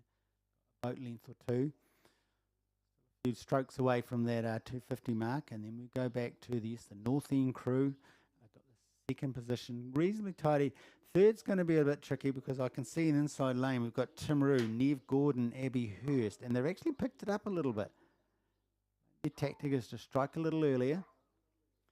Timaru 1. So they actually would be battling for that 3rd position with that St Andrews College crew on the far side. Sorry, actually I don't think it's not St Andrews College, it's Christchurch Girls in 3rd position. Girls crew, now I can see their colours. Coming up now, we've gone into the 250, this St Andrews College crew. Well, they've just taken it nicely. They're nice in control. They've got 3 or 4 boat lengths there. They're just going about to hit the 100 to go. And behind them, North End. So North End are pretty settled for 2nd, I think. But the 3rd's going to look, once again, it's this bronze medal. It's starting to come down to be the more exciting races. So on the far side, we've got Christchurch Girls 3. That's Emerson Lowe and Hadassah Timo. And who are they up against? They're up against this Timaru crew of Neve Gordon and Abby Hurst. Is just as we see here, just coming up to the finish line. Andrews crew. Charlotte Galvin and Molly Thomas take it very clean, and you can just wait and you can count the seconds almost until North End of Bonnie Turner and that take the second. But it does look like that the Christchurch girls crew over there on the far side in lane 7, Emerson and Hadassah, they've just put down enough and they've taken third place by about 2 or 3 slots. We've got a very spread out field here. We've unfortunately got a crew who are quite far back.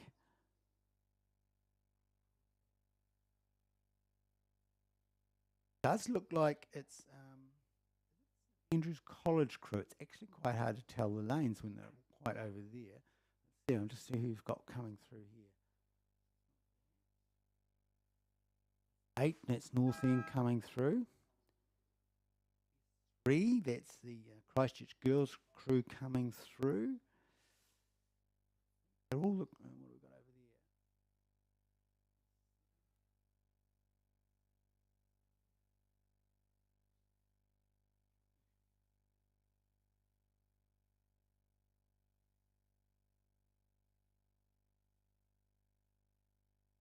there? Like an Avon crew. It's what crew is, but they're actually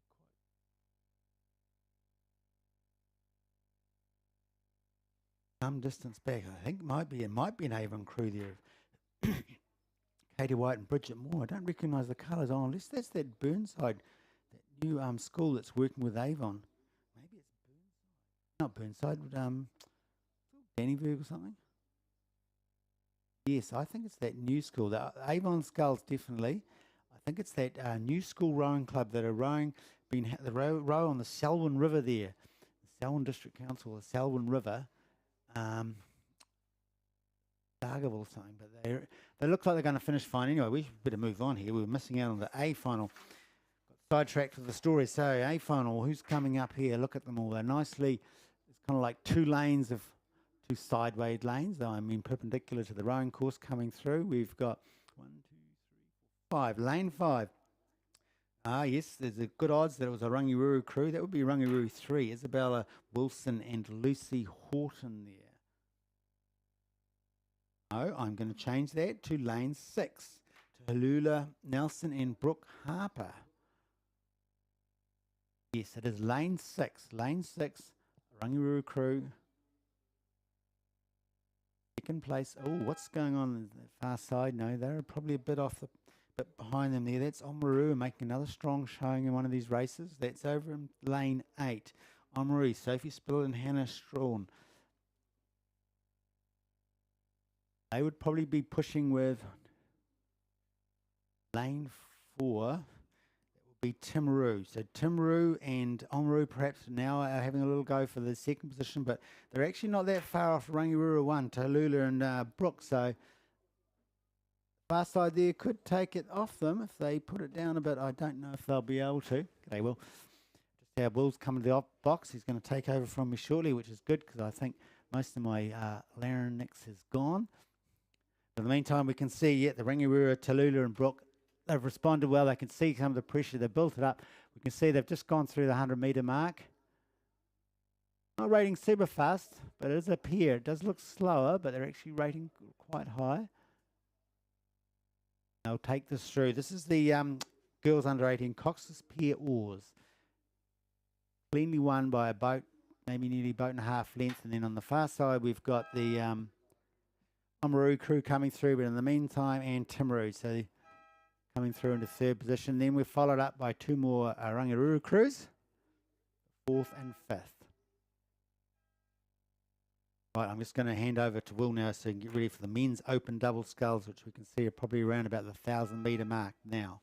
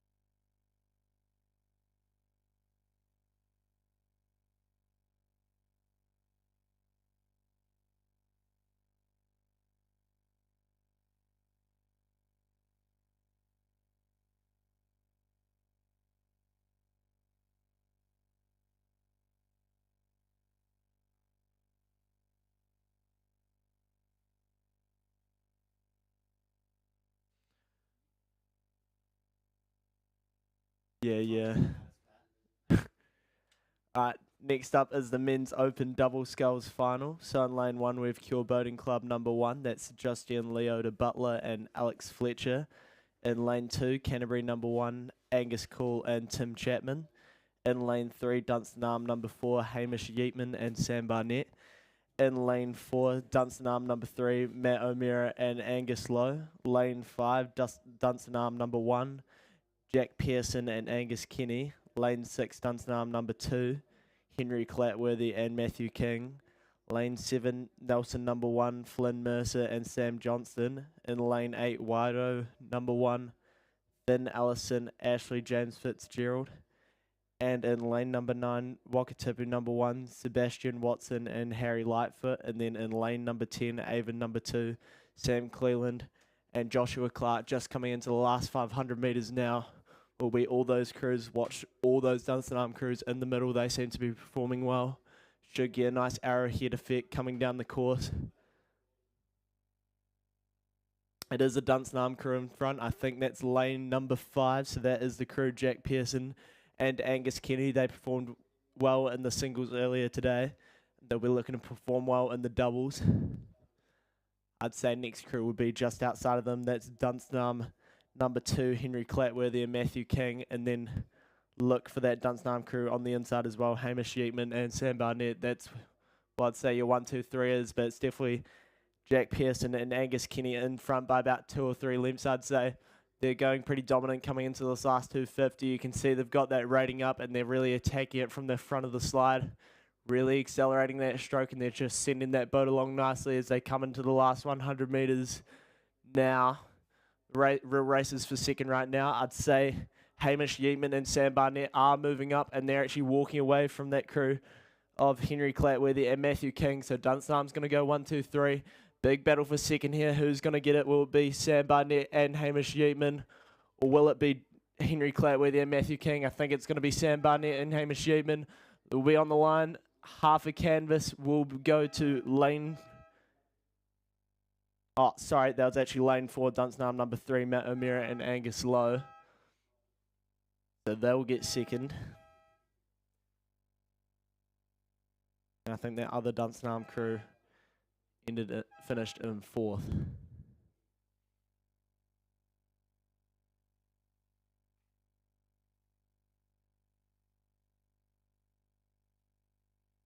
A very good performance from Dunstan Arm in that race. Next up is the women's intermediate Cox Day. Only 3 boats in this. In lane 4, Canterbury number 1. In lane 5, Dunstan Arm number 1. In lane 6, Waihopai number 1.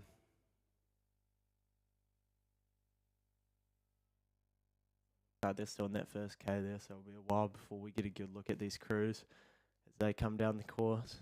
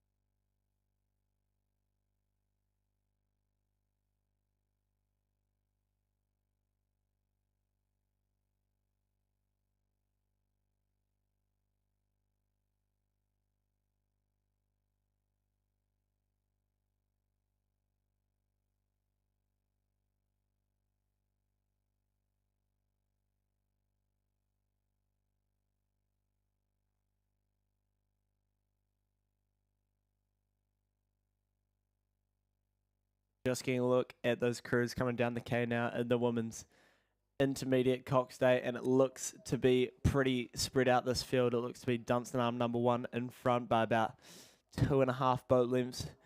Then we go to the outside. That's Waihopai number 1, who have about 1.5 lengths up on this Avon crew on the inside.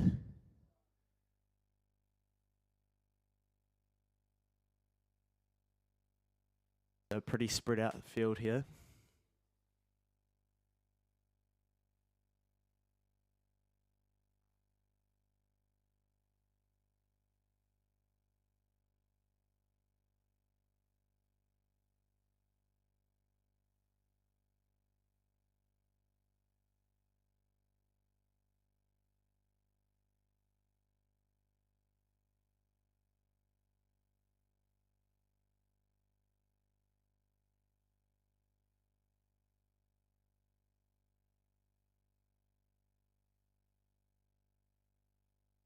So this is the women's intermediate cock state. So when we're looking at that intermediate grade, I think we're looking at second year rowers, or if you haven't made an A or even any final in a national regatta, you'll still be graded as intermediate. It looks like these intermediate girls are rowing pretty well, coming into the last 750 metres of the race. So there'll be some big calls made by the coxswains just to get a push away from these other crews, or try and walk up and gain some distance, but it looks to be pretty spread out right now. Dunsnam number 1 is just putting out an absolute performance out here over the rest of these other two crews. And Waihopa's got a pretty big lead on Canterbury number 1. So the coxswain of that Dunsnam crew, Jasmine Bakey, will be loving this as she's just got a nice easy ride through this race. Won't really need to watch her charge too much. She'll be able to keep internal, keep focused on her own crew, just make those own personal changes.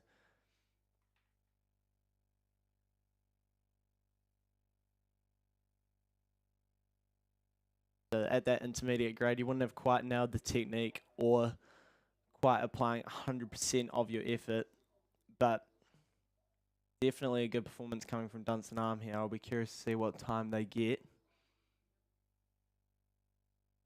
Don't seem to be rating too hard. Say they're about 34, 35 on the rate there. Don't have a rate clock, so I can't exactly tell you that. And it actually looks like we might be getting a bit of a walk coming from Canterbury number 1 on the inside. It looks like they're moving up on that Waihopai crew, so maybe a bit of a race for second here. That might be a bit of a bigger gap than I thought. It looks to be a length, but definitely Dunsnarm in front. Just absolutely dominant performance here. They look to be about 4 lengths up, maybe 5. Coming into the last 300 metres, they're trying to wind it up to the line.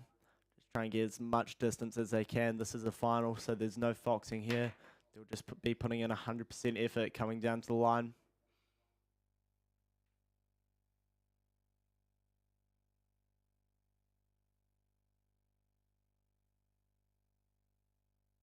That is lane number 5, Dunsnarm. Dominant performance over the rest of the field. Just taking that boat along. They're quick with the hands away.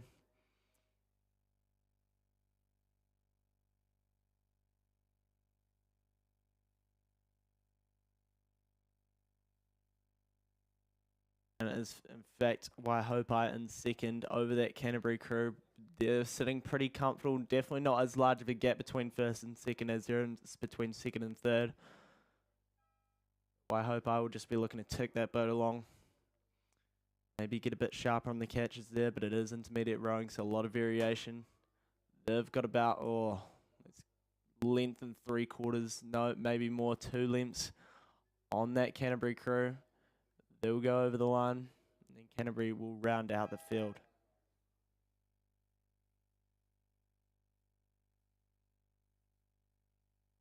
Next up is the girls under 16 Coxed 4.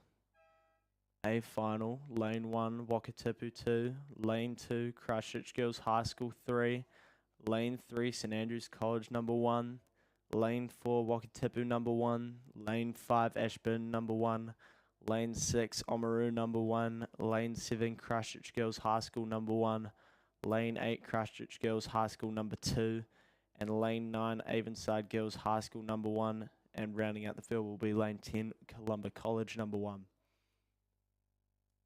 So this looks to be a much more even race. Seeing a few crews drop back, but there's definitely a line up here. This should be a good race in this girls under 16 Coxed 4.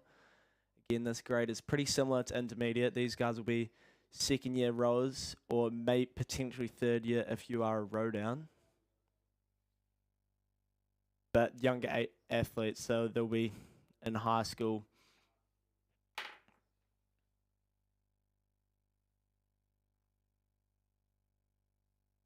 And I'd say the action is coming from, might be lane number 5. Lane number 5, that's Ashburn number 1. Then they might have a yellow boat out there, so that's Tegan Marriott, Zara McGillen, Georgia Scammell, Isla Moffat, and Isabel Wall is the Cox. They look to be performing well, but I'd say also lane number 4 will be trying to join them. That is Wakatipu number 1, Eve Pagan, Eve Burrow, Caitlin Purdue, Zara Small, and Bella Norton is the Cox. So that's my 1-2, I'd say. Coming into the last section of this race, they're probably about to enter the last 500 metres there. The under 16s, there's not too much of a game plan. Sometimes you'll have crews that perform a bit better in the second K compared to the first K, and that leads to some really good walks. But right now, it seems to be those two crews. And then I'd say that third place currently might be just outside of that Ashburn crew. Would be looking at Oamaru number 1 and potentially Christchurch Girls High School number 1.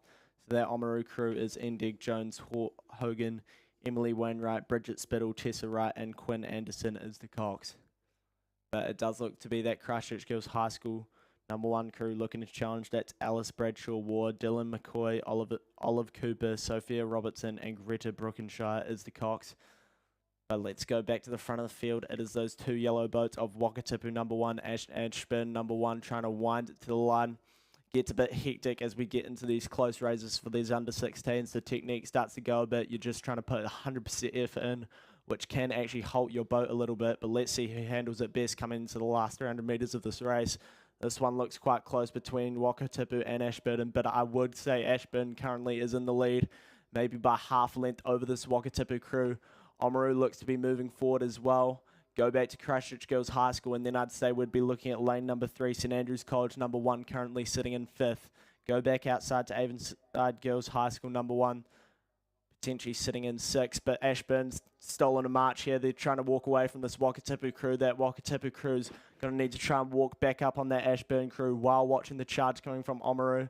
So you've got a pretty clear 1, 2, 3 in this last 250 metres. Let's see who's got the wind here. Ashburn number 1, Tegan Marriott. Can she get her girls up and try and wind past this Wakatipu crew? Looks like they're doing it.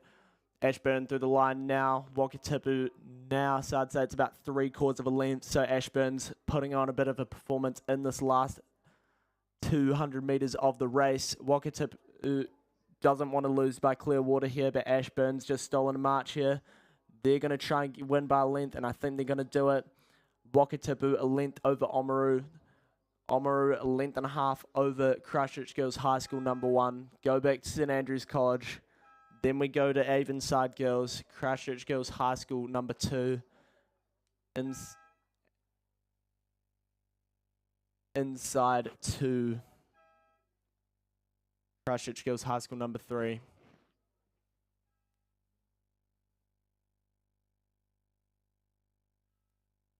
Lane number 8, that will be Christchurch Girls High School number 2, and then go inside to Wakatipu number 2, and then Columba College number 1 will round out the field there.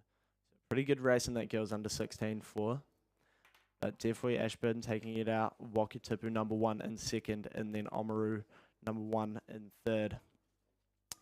So that was a pretty expected race. Those middle lanes are predicted to be the fastest based off heat times. Anyway, next race we have is the girls under 17 coxed for. So lane number 1 is Columba College number 2. Lane number 2, Marion College number 1. Lane number 3, St Andrews College number 2. Lane 4, Christchurch Girls High School number 1. Lane 5, Rangiroa Girls School number 1. Lane 6, Columba College number 1. Have a scratching in lane number 7. Lane 8 is Rangiroa Girls School number 2. And lane 9 is Timaru 11. So again, looks to be a decently clear 1, 2, 3. The placings of that, I'm a bit more unsure, but I'd say we're looking more on the outside there.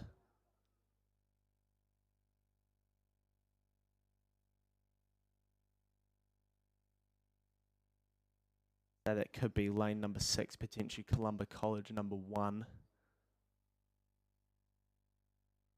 Be pretty spread out this field actually. The 1, 2, 3 are a bit closer together, but the rest of the field, there's quite a bit of distance between them. Seeing the yellow, white, and blue of Rangiroa, I think they're looking to be in a 3rd place, but I think that might be Columba currently sitting in first, but big challenge is going to come in one of the more inner lanes. That might be lane number 4. That would be Christchurch Girls High School number 1. They're beside Rennie, so Christchurch Girls High School number 1 and Columba College. Those are the 2 crews I'd watch for this first place. Coming into the last 250 metres, this is the A final, so this big race is the best of best.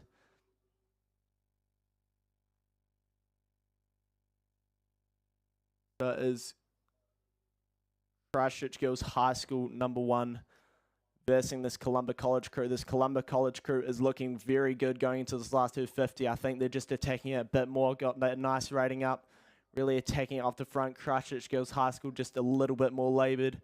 Ranguru number 1 definitely sitting clearly in third with their number 2 crew potentially in fourth if St Andrews College have anything to say about that. So Columba's in first. They're leading it home in this girls under 17 Cox 4. I think they won the 16-4 last year at Marty. I'm not sure about that. But we go back to Christchurch Girls High School in second and then Ranguru in third. So Columba College is going to win by a length and a half. Christchurch Girls on a bit of an island in second. They've got 2 lengths on Ranguru.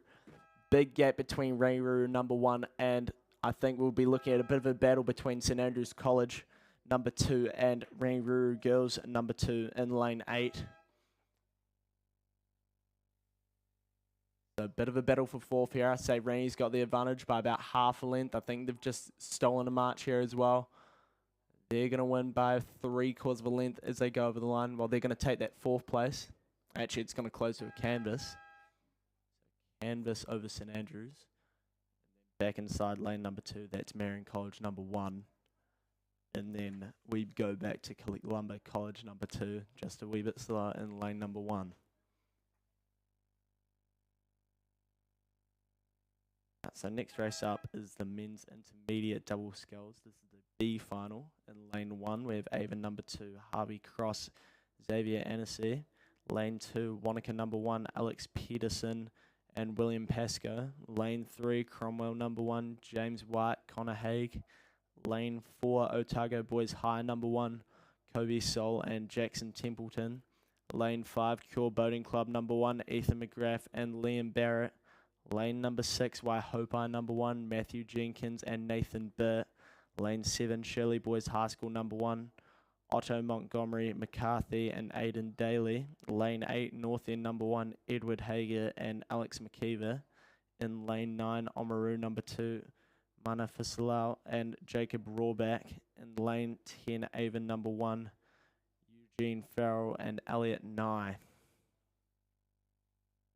Actions again coming from the middle of the field. Let's see who's leading this B final home.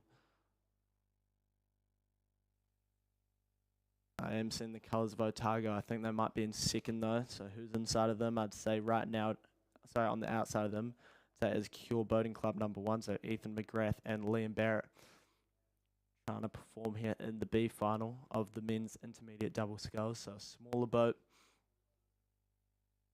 Otago boys looking good for that second place there. It's going to be a tight race between this first place. And then when we look at third place, it might be lane number 3. That is Cromwell number 1, James White and Connor Haig, but also potentially on the outside, maybe lane 7 or lane 6. That's Waihopai number 1 and Shirley Boys High School number 1. But looking at the front of the field, Cure Boating Club look to be trying to walk this Otago crew, but it's pretty close. Let's see how they go through the last 100 metres. There goes Cure. So I'd say Otago's just sitting maybe 3/4 of a length down. That's definitely catchable in the last 100, but they're going to need a big wind. And right now, I'd say Cure's looking pretty clean right now to take that first place in the B final. Then we'll be looking at Otago. Then we go, looks like a big race for third. Lane 3 right now, Cromwell number 1, James White and Connor Haig look to be trying to take that third place. Then we go to Waihopai. Then outside to Shirley Boys. Then Oamaru number 2.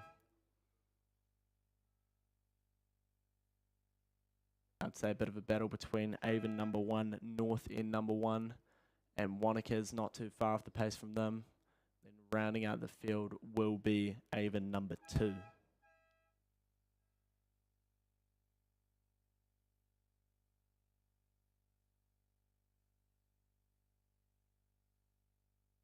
So that's the B final. Now we got the A final coming down. Lane 1, Burnside High School number 2, Mitch Cohen and Jack Payne. Lane 2, Canterbury number 2, Christopher Napper, Sean Fleck. Lane 3, Wakatipu number 1, Finn Henderson and Cameron Hall. Lane 4, Otago Boys High School number 2, Toby Olorenshaw and Zach Hall. Lane 5, Shirley Boys High School number 2, Brennan Keane and Jack Stewart. Lane 6, Canterbury number 1, Mark McDermott and Liam Collins. Lane 7, Otago 11, Alexander Hatchell and Brendan Ells. And Lane 8, Burnside High School number 1, Thomas Carey and Riley McMoran. Lane number 9 is Nelson number 1, Harry Booker and Thomas Good. And then in lane number 10 is Oamaru number 1, Cash Peterson and Ike Newlands Carter.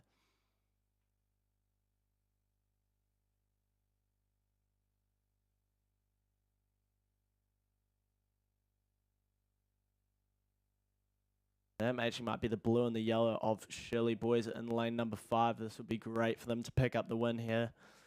Lane number 5, Shirley Boys High School, but I'd say maybe 2 out from them. You'd also be looking at Otago 11 in lane number 7 to try and challenge them. Looks like a bit of a distance though. Looks like the boys from Shirley are going to try and take this one out. There's a big gap between those two in third place, which I'd say is currently lane number 6, which is Canterbury number 1. They'll need to watch a charge from the guys from Nelson and potentially Burnside High School as well. But nearly coming into the last 100 metres would be this Shirley Boys crew of Brennan Keane and Jack Stewart. Last 100 metres now. The Otago High School crew is through now. So that Otago crew is Alexander Hatchell and Brendan Ells. So those two are pretty well clear of the rest of the field. Go back to Canterbury. Trying to watch the charge coming from either side of them. It might be the boys from Otago High School number 2, or it could be Burnside or Nelson. So through go Shirley Boys. Length over Otago. And pretty big gap between them and Canterbury. We go to Otago number 2. Burnside.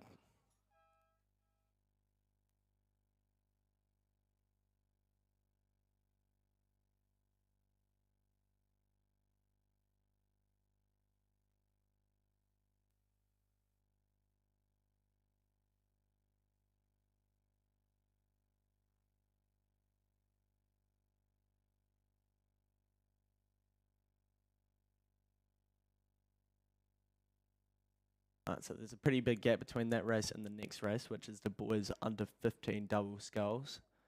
I'd say the main reason for that might be just these younger crews might be a bit tough, like aligning into lanes and whatnot. Luckily, we have flat conditions today, so it shouldn't be too challenging. The real nightmare, I'd say, is lining up from the K, especially in windy conditions. Can even get experienced crews off sometimes, especially when you have cheating coxswains who like to get a canvas up, but that won't be the case today as we start from the 2 kilometres. But this under 15 double is definitely underway. In lane 1, Timaru 31, Bradley Champion, Stacey Mills. Lane 2, Shirley Boys High School number 1, Luca Hartley and Sam Harmon. In lane 3, Wakatipu number 3, Kaito Nakazawa and Baxter Kingan. In lane 4, St Thomas of Canterbury number 1, Finn Sorensen and Connor Frost. In lane 5, Wakatipu number 1, Flynn Webber, Henry Mornier. In lane 6, Otago number 1, Ryan Cleghorn and Gus Carr. And in lane 7, Wakatipu number 2, Ruben Davis and Zebi Jarvis. And in lane 8, Dunstanam number 1, Kiowa O'Neill and Boston Irving Dowling. In lane number 9, rounding out the field is St Thomas of Canterbury number 2, Kian Ash and Ryder Horgan. So there's a red boat out there performing well. That could be the St Thomas crew, but I'm seeing there's a crew actually in front of them, which I think would be the Wakatipu number 1, lane number 5, Flynn Webber and Henry Mornier. That's going through the K there, so a lot of race to be had. Especially in these double boats, speed can change fairly quickly, so you can get some quite good walks, and this is a younger age group, so there'll be a lot of variation in boat speed in these younger age groups.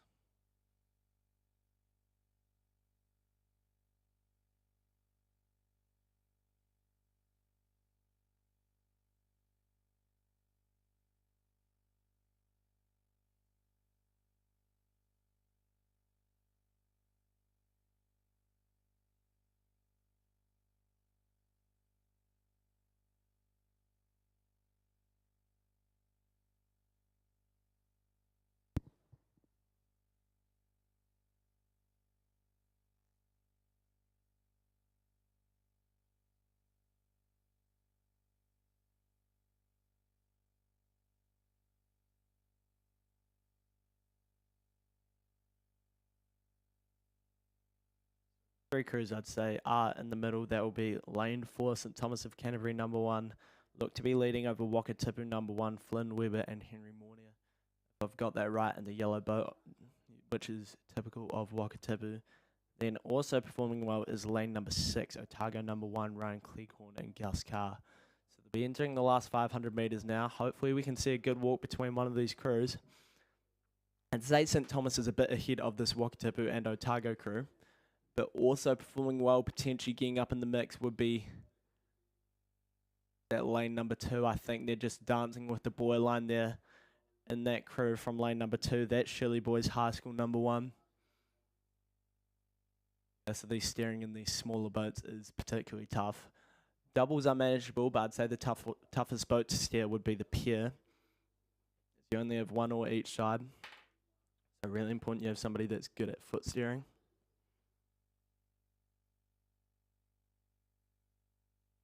But yes, I'd say it's St Thomas of Canterbury number 1, Finn Sorensen and Connor Frost trying to take out this A final of the boys under 15 double. Looks to be the battle between Wakatipu and Otago number 1 for second place, as well as that crew in lane number 2. Trying to upset that arrowhead effect would be the crew from Shirley Boys High School number 1 of Luca Hartley and Sam Harmon. So if they could get up for a third place here, that would be pretty good. But here comes St Thomas. They're well clear of this Wakatipu and Otago crew, as well as that crew from Shirley Boys High School. Then would go back to Wakatipu number 3 and Wakatipu number 2. So that St Thomas crew definitely setting it through the back end there. Looks like they've got a lot of power in that stroke. Nice swing through. Just need to make sure you're not ripping it with the arms there and washing out and losing that free boat speed. Watch the charge between Wakatipu here. I think Wakatipu is trying to wind through Otago, while Shirley Boys definitely close to that buoy line there, but they won't be focusing on that because lane 1 seems to be a bit out of the picture right now. Shirley Boys are trying to wind it through, but I don't think they're going to catch this Wakatipu and Otago crew. Wakatipu's definitely winding through into second. They're trying to catch this St Thomas crew. I don't think they're going to catch them in time, but Wakatipu definitely have their rating up, and they're moving through this Otago crew in lane number 6. So it's Wakatipu definitely going to get the second place. St Thomas is going to get the first by a length and a half. Wakatipu just slowed down their rate at the end there. They're going to take 3/4 of a length over Otago. Otago a length and a half over Shirley Boys. Then I think it will be lane number 7. Oh, no, they've stopped there. Stopped a bit early, so it'll be lane number 3. Wakatipu number 3 who take it out over their number 2 crew. Might have just had a bit of an incident with the oars there. It happens. Then we'd be looking at Dumpsnarm number 1. Yeah, St Thomas of Canterbury number 2, and then in lane number 1, Timaru 31, probably rounding out the field there in this boys under 15 double.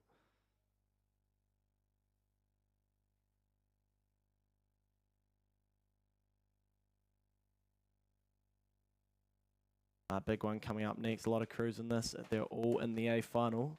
It is the women's novice Coxed A in lane 1, St Andrews College number 2. In lane 2, Rangiruru Girls High School number 1. In lane 3, Invercargill number 1. In lane 4, Timaru 11. And lane number 5, Oamaru number 1. Lane number 6, Christchurch Girls High School number 1. In lane 7, Wakatipu number 1. In lane 8, St Andrews College number 1. And in lane 9, Avonside Girls High School number 1. So this is novice racing, so they'll be a bit less experienced. Sometimes the rowers might just get a bit discombobulated as they go down the course, as they get mixed up, just trying to follow the person in front. So a lot of variation in boat speed in these novice boats.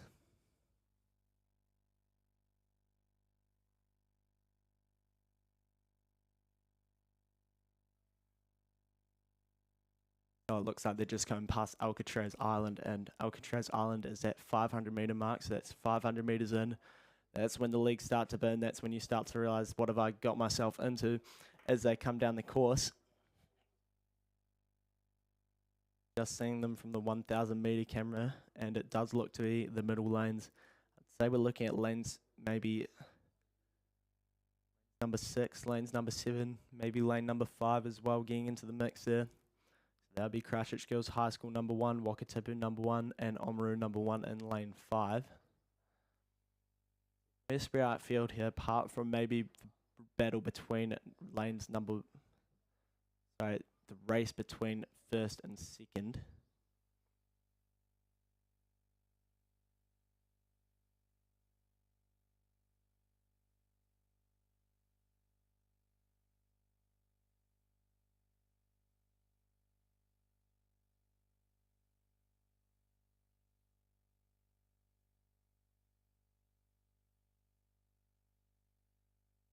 So I think that is the Oamaru crew. They look to be trying to break out to Clearwater over this Christchurch Girls High School number 1 crew.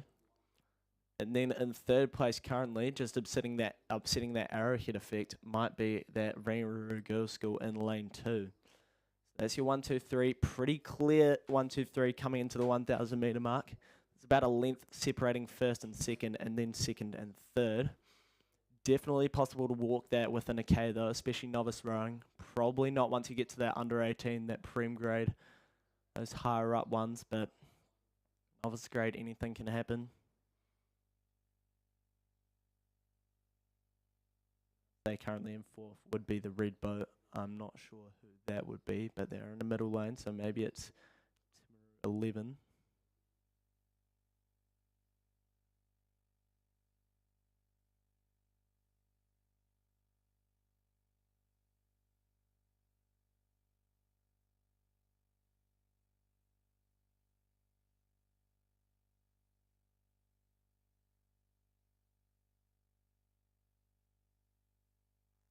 So it's Oamaru leading the field here. This crew is Evie Mitchell, Sasha Wright, Isabel Wainwright, Laura Aker, Gemma Aker, Summer Columbus, Peyton Dixon, Bailey Pearson, and Quinn Anderson is the Cox. Only crew really looking to challenge them right now would be Christchurch Girls High School number 1. That's Zara Shepherd, Izzy Strawn, Chloe Pollock, Mare DeVries, Paige Battersby, Lily Irving, Lola Grace Wood, Millie Parsons, and Stella Pennant is the Cox. Those are the 2 crews sitting in first and second. Then we'd be looking at Rangiora in third. That's Isabel Carnahan, Meg Duffy, Tilly Harris, Bo Crookshank, Georgia Kelso, Martha Richards, Zoe Clements, Miller Wilk, and Ayla J is the Cox. Rangiora potentially looking to move up here in this last 500 metres of this race. They look to be rowing pretty clean. Nice flat stroke through the water, so there's not a lot of white wash coming through there. This novice rowing, maybe just the catches is the first thing to go, especially as you get into the last part of the race, as you start to get tired, start to break down. But it is Oamaru, but it looks like Christchurch Girls High School might be trying to put in a bit of a walk here. Christchurch Girls High School trying to get into this first place position over this Oamaru crew. Currently, I'd say might be 3/4 of a length, potentially more to this Oamaru crew. So Oamaru performing pretty well here in lane number 5. They were likely the favourites to win this, but Rangiora also performing well on the inside. Can they walk them? I think we're seeing a bit more of a battle between this 1, 2, 3. So Rangiora trying to get up into the mix. Let's see who crosses those yellow boys first. Christchurch Girls High School also moving on the outside. Don't count them out, but I'd still say it's Oamaru in front. Big challenge is going to come from Rangiora and Christchurch Girls. Oamaru through the yellow boys now. Christchurch Girls are through. Rangiora are through as well. So that's your 1, 2, 3. Pretty clear. Then I'd say we go back to, that might be Timaru currently sitting in that 4th position, but they're way back. So watch this Oamaru crew. They're performing well. Oamaru trying to watch a charge from Christchurch Girls High School. So it's the 2 schools out of Christchurch trying to challenge this Oamaru crew. Through the last 100 now, Christchurch Girls are closing. Christchurch Girls are closing to a canvas. This is much closer than I thought. Rangiora trying to go with them in 3rd. But Oamaru is trying to walk over this Christchurch Girls crew, but Christchurch Girls are coming back hard. Canvas in it. Who can get it? I think Christchurch Girls might just run out of runway, but let's see what they can do. Oamaru sitting half a canvas up. Half a canvas to Oamaru as they go over the line. Christchurch Girls just 3/4 of a length up on that Rangiora crew. Then big gap between them and Timaru. So great racing there in that novice rowing. Timaru currently sitting in 4th. Lane 3, Invercargill number 1. Then would be looking at maybe Wakatipu Back outside to St Andrews College, and then St Andrews College number 2 on the inside are rounding out the field.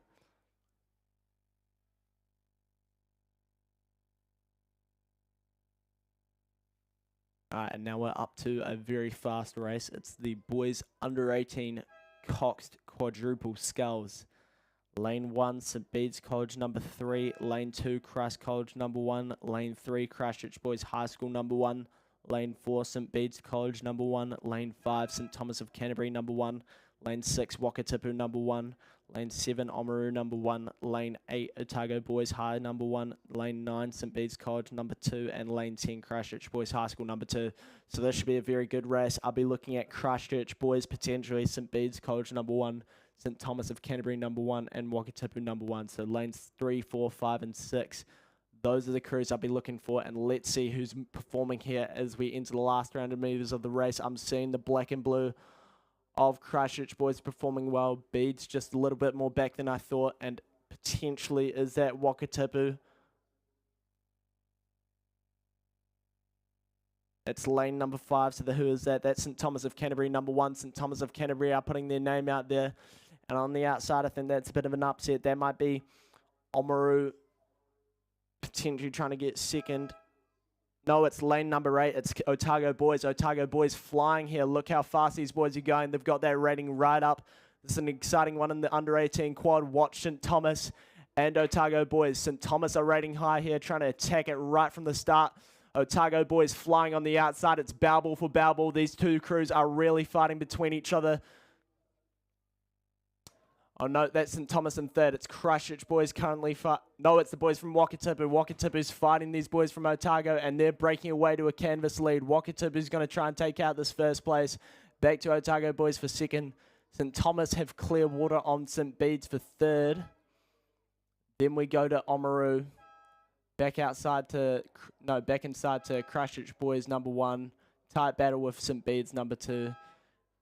Inside to Christ College number 1. Back outside to Christchurch Boys High School number 2. And then St Bede's College number 3 round out the field there. So sorry, I got a mistake between the crews there. Very similar colours as Wakatipu to Christchurch Boys, at least their club colours. But great performance coming from Wakatipu number 1.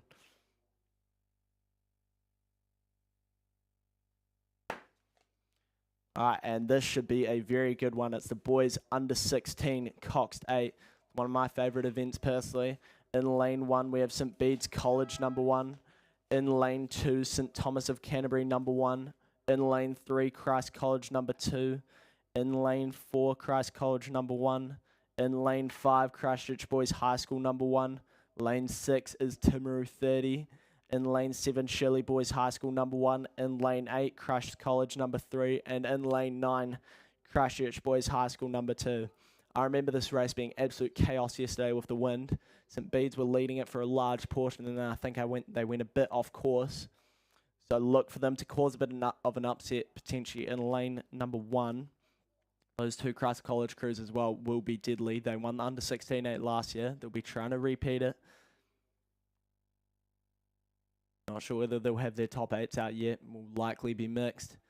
And it does look to be the Black Blades of Christ College. I think that's in lane number 4. It's Christ College number 1. Henry Handerside, Fletcher Harris, Arthur Brown, Freddie Parfitt, Alex Lascelles, George Haddon, Jay Ferguson, Harry Blakely, and Jono Simpson is the cock. So it's Christ College in lane number 4. 2 out from them, I'd say, is currently sitting in second. That might be Timaru 30. That'll be a great performance from Timaru if they can get up for a second. As well as Christchurch Boys High School in lane number 5, trying to get up for that second position. And also on the inside, just as I thought, St Bede's College number 1's more up there than I thought. I think St Bede's College number 1 might be in second. They had a rough race in the heats yesterday after leading it, and they'll be looking to challenge this Christ College crew. It's the black and white of Christ College versus the red and black of St Bede's. Bede's train on the Waimak, Christ College on Kerrs Reach. Kerrs Reach definitely not my favourite area to train on, but that's personal opinion. Lane 4 is Christ College number 1. Very good performance coming from here. I'd say it is between the red and black of St Bede's and Christ College number 1. They're cleaning out the field, and they'll bring that battle will cause them to walk over the other crews as they don't have anyone to compete with. Christchurch Boys High School in a bit of a battle with Timaru as well. That will be the battle for third place. Let's see who's in front as they cross the yellow boys. I'd say it might be Christ College leading by half a length over the St. Bede's crew on the inside. So an upset to the Arrowhead effect. They're rowing pretty brilliantly for under 16 St. Bede's. That nice flat stroke, good hang as they come through the water. Christ College, they're known for their really relaxed shoulders, and that will translate to the elite level. Coming through into the last 250 metres, it's the battle between St. Bede's and Christ College. I say St. Bede's might be moving now. St. Bede's are trying to wind it up into the last 250. They're rating higher than Christ College, really attacking it from the front. St. Bede's, nice drive through. Christ College, how do you respond? Who's the coxswain of that boat? It's Jono Simpson. Jono Simpson, how do you respond to this move coming from St. Bede's? Christ College might be moving again. How does the coxswain from St. Bede's, Matthew Cassie, respond to that? Christ through now, Bede's through now. Christ is leading it. Christ is leading it by half a length over the St. Bede's crew. St. Bede's crew trying to charge it to the line, but I think it might be the black and white of Christ College taking it out here. They've got a triple tandem rig in that Christ College boat. It's going to be, it's a canvas. It's a canvas to Christ College. St. Bede's closing on the line, but Christ College is going to take it by canvas over St. Bede's. Look at third place. That's going to be Timaru Boys. Timaru Boys got 3/4 of a length over Christchurch Boys. So good work from Timaru coming from there. Great race in the under 16-8. Go back inside to Christ College number 2, then to St. Thomas of Canterbury, then to Shirley Boys High School, then back out to Christ College number 3, and then Christchurch Boys High School number 2 just a bit further back. So that was a canvas in that boys under 16-8.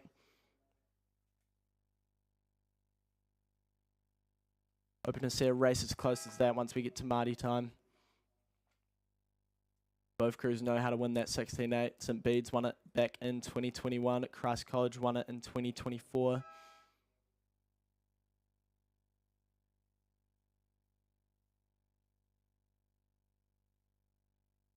The Bedes have won an 8 at Māori for the past 3 or 4 years, I believe. At least won one of the age group 8s, and they did win that Māori Cup back in 2023. I'm pretty sure we all remember that, but Christ College took that under 16-8 out today. And in the women's club cock state, that's our next race. In lane number 3 is Canterbury number 1, lane number 4, St. Andrews College number 1, lane number 5 is Avon number 1, lane number 6, Cure Boating Club number 1, and in lane 7 is Dunsnam number 1. So they're just coming past the K now. I can see it on my screen.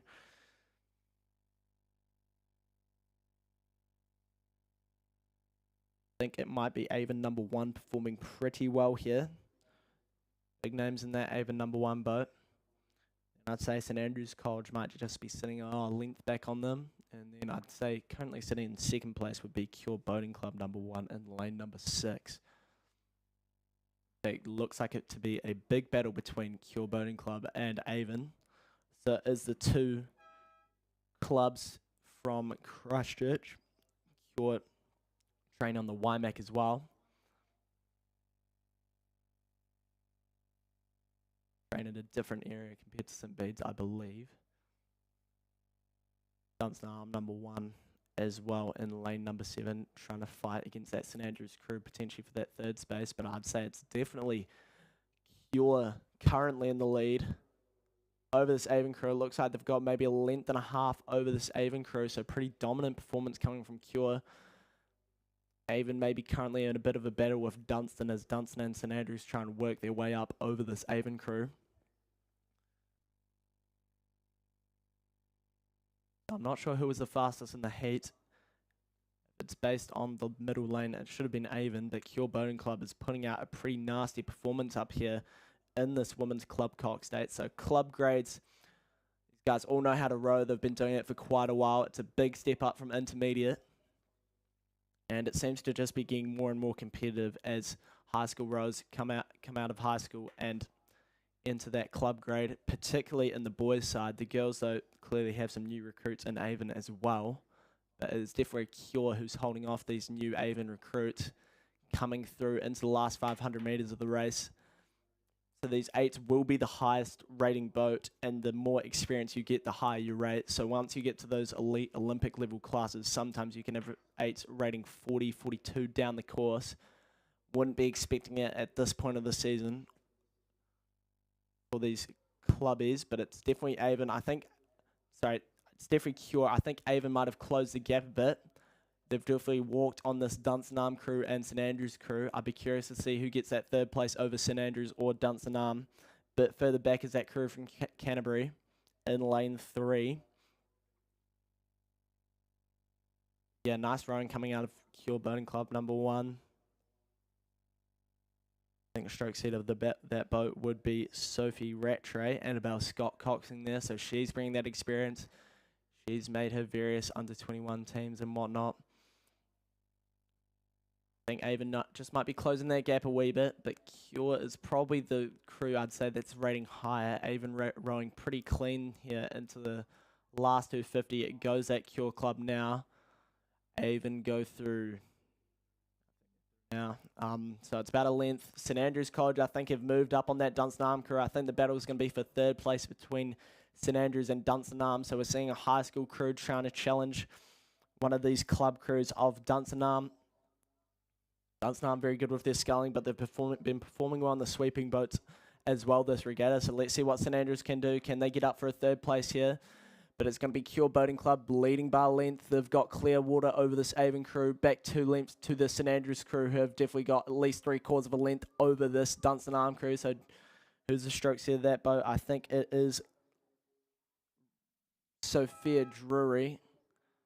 No, it might be Lucia Apps actually. She is leading by half a length over this Dunstanam crew. So good performance from St Andrews beating Dunstanam there. Dunstanam will be in 4th, and then back about 2.5 lengths to Canterbury. So that's the Women's Club Cox Day.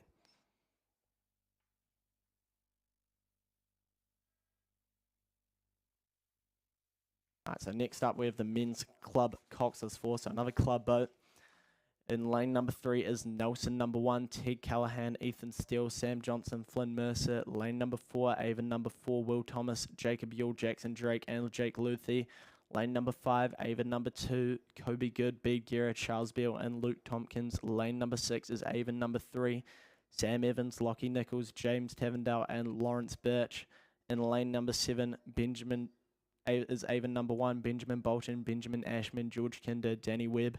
And in lane number 8 is Avon number 5, Jack Wassell, Scott Hayes, Sam McAfee, and Luke Tobb.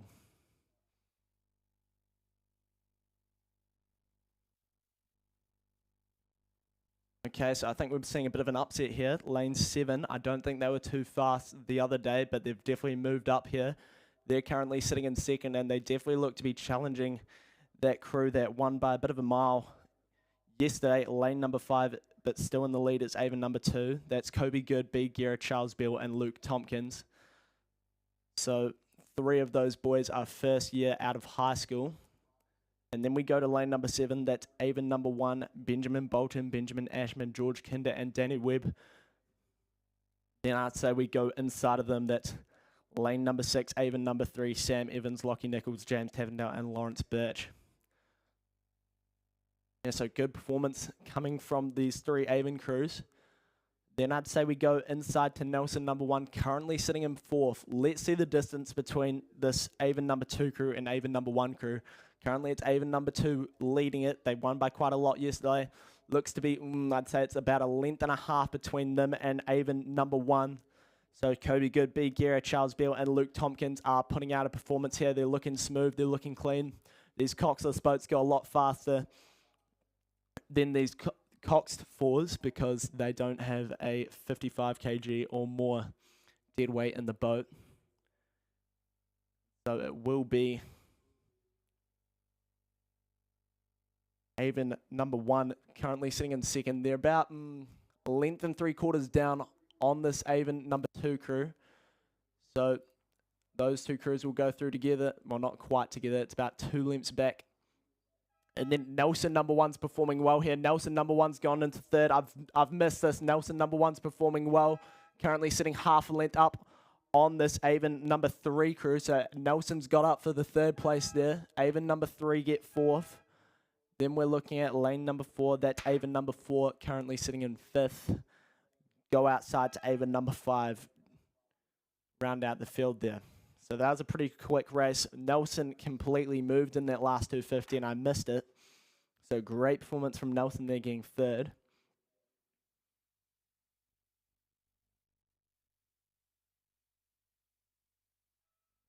Curious to see what those times are for the men's club Coxless fours. I'm not sure how fast the conditions are today. Flat water. So definitely nicer to row in. Up is the men's novice Coxed 4. The straight final. Lane 1, Avon 51. Lane 2, Christchurch Boys High School number 2. Lane 3, Christchurch Boys High School number 1. Lane 4, St Andrews College number 1. Lane 5, Otago Boys High number 1. Lane 6, St Bede's College number 1. Lane 7, St Thomas of Canterbury number 1. Lane 8, St Thomas of Canterbury number 2. Lane 9, Timaru 30. And in lane 10, Wanaka number 1. I just hesitated for a moment on that St Bede's crew because it does say Grayson Faulkner's coxing. He is currently coxing for Avon right now, but it is the boys from Bedesdale leading it, so it's 3/4 of a length to the St Bede's crew. And I'd say we go outside 1 to St Thomas of Canterbury, currently sitting in second. In fact, that's inside, so that's Otago Boys High number 1 sitting in second. Go back outside to St Thomas of Canterbury number 1 sitting in third. Then St Andrews College is sitting in 4th. So that's your 1, 2, 3, 4. Those are the ones I can see on the screen. Maybe Avon 51 currently sitting in 5th, but looked like St Bede's were leading it by 3/4 of a length. But the crews from Otago Boys and St Thomas of Canterbury flanking St Bede's, either side of them can definitely walk them. It's definitely anyone's game at this point. But the red boat of St Bede's will definitely be trying to walk away in this men's novice Cox 4. Bede's had a very good under-15 squad last year, so they'll be looking to back that up with a good novice or under-15 squad this year.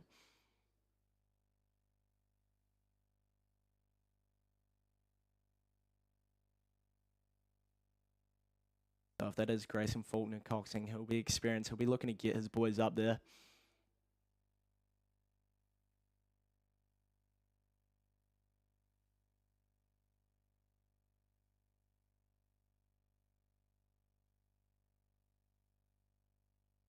And it is definitely outside of St Bede's. Otago Boys High number 1 sitting in second, and then St Thomas of Canterbury number 1 sitting in third.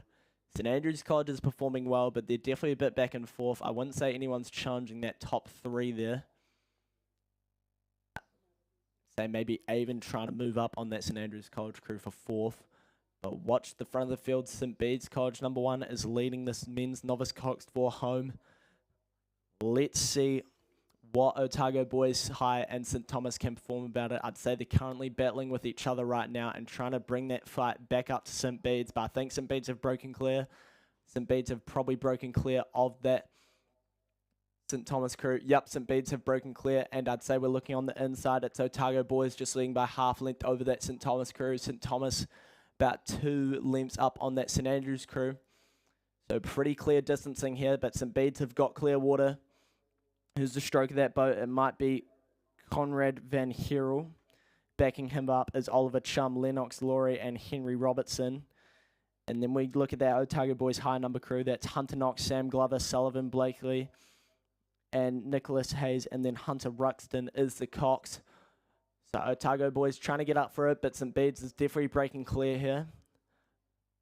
They took a rough stroke there, but I guess that's normal for novice. And it's very important, once you take a rough stroke, how you respond to it. I think that's nearly the important thing. If you get down about it, you're going to get walked through by the other crew. If you get up and respond, you might actually walk back. St Bede's is breaking clear. Otago just taking a rough few strokes. How does St Thomas respond to that? Oh, I think Otago's just had a bit of a crab. Oh, they've just had a roll. Stop moving there. So St Thomas is going to try and respond to that, and they're going to go through in second. St Andrews will probably try and take them in third. Very rough there from Otago. I think it just might be the row in the 3 seat. Might have just broken his blade. It happens. This is novice rowing. It's to be expected. There goes St Andrews through Otago. But St Bede's, not a massive stroke rate, but they're rowing pretty clean for novices at this point in the season. a bit of whitewash coming from there, but that's to be expected. 2 lengths for St. Bede's over St. Thomas. St. Andrews College have taken that opportunity over Otago boys and gone into third. I think there's just been a bit of an incident with that 3 seat there, and boys don't quite know how to respond there. That's unfortunate. So Bede's get first, St. Thomas get second, St. Andrews College get third, and on the inside, who's that? Avon 51, currently sitting in fourth. Go to Christchurch Boys High School in second, fifth. We go outside to Wanaka number 1, trying to get through this Otago crew. Just hope that Otago crew gets through the line.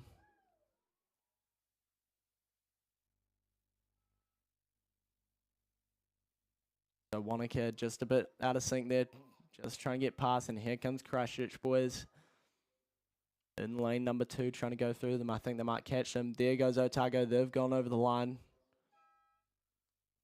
There goes Christchurch Boys, number 2, and then Wanaka, and then rounding out the field will be, might be St. Thomas of Canterbury, number 2. Good race from Bedes there, and St. Thomas. Otago boys were rowing well as well, just took an unfortunate breakage there, I think. Next up is the Women's Open Double Sculls. This is a final. Lane 1, Otago girls number 1, Sienna Nicholson, Katie Rowe. Lane 2, Nelson number 1, Naomi Robertson, Madeline Colas. Lane 3, Cure Boating Club number 2, Miller Graham and Messina Sewer. And then lane 4, Cure Boating Club number 1, Sasha Robinson and Madison Neal. In lane 5 is Dunstan Arm number 1, Emma Spittle and Olivia Key. Lane 6, Twizel number 1, Sadie Mason, Kiera Thine. In lane 7, Dunstan Arm number 2, Olivia Pybinger and Millie Scott. In lane 8, Avon number 3, Sam Rankin and Greta Hawke. And in lane number 9 is Molly Judson and Poppy Wyndham. So they are entering the last 300 metres now, and I'm seeing the red boat. And that will be Cure Boating Club, I think, and that is lane number 4. So that's Cure Boating Club number 1, Sasha Robinson, Madison Neal. They're performing well, and then I'd say we're looking at the yellow, green, and blue of Dunstan Arm, and that is Emma Spittle and Olivia Key right beside them. So a bit of a battle, but I think that Cure crew is just breaking out to clear water potentially. In third place, I'd say it's probably the crew from Twizel. Yup, it is. It's Kiera Thine and Sadie Mason, bit of a younger age group there. But they're performing well in this Women's Open Double Sculls. Here comes Cure Boating Club. They're through the 100 metres now. Here comes Dunstan Arm through now. So there's a boat length in it. It's close, but I don't think Dunstan Arm's going to catch Cure Boating Club in time. Again, not massive ratings coming from these doubles compared to the 8s. There goes Twizel. They're seen comfortable in third. And then we look at Dunstan Arm number 2, Olivia Pybinger and Millie Scott in 4th place. So it's going to be half a length. Dunstan Arm's closed it up on that Cure crew, but Cure's going to take the first. Dunstan Arm number 1 in second. Twizel's going to come through in 3rd place. And then we have Dunstan Arm number 2 taking out 4th. Outside, I think that's Avon number 1, Molly Judson, Poppy Wyndham. Back to Cure Boating Club number 2, length up on that Nelson crew. Then we have Avon number 3, Sam Rankin and Greta Hawke. And then rounding out the field is Otago Girls number 1.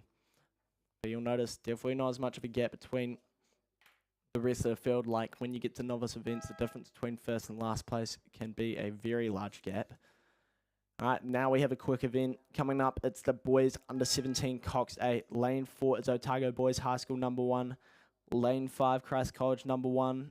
Lane 6, St. Andrews College number 1. And in lane 7 is Otago number 1. So lane 4 is Otago Boys High School. Lane 7 is just Otago. And unless I'm mistaken, I think we have a scratching there in lane number 5. That might be Christ College. Number 1, Let's See, is taking it out here. Seeing a good performance come from Otago Boys High School. And then I'm seeing a bit of a battle between St. Andrews and Otago Club. So let's see who gets it here. Looks to be with the boys on the inside. Otago Boys High School trying to move along here last 300 metres. I'd say they're sitting maybe a length clear of that St Andrews boat. St Andrews sitting in third right now, just trying to walk up on that Otago crew on the outside. I think it's going to be pretty close. Into the last 250 metres goes through Otago now. St Andrews just half length back on them. These two crews will try and fight their way back up to the Otago Boys High School crew on the inside. So Otago Boys High School just leading their way through here. Let's see the distance. Trying to catch it on the camera. I don't think it's just yet.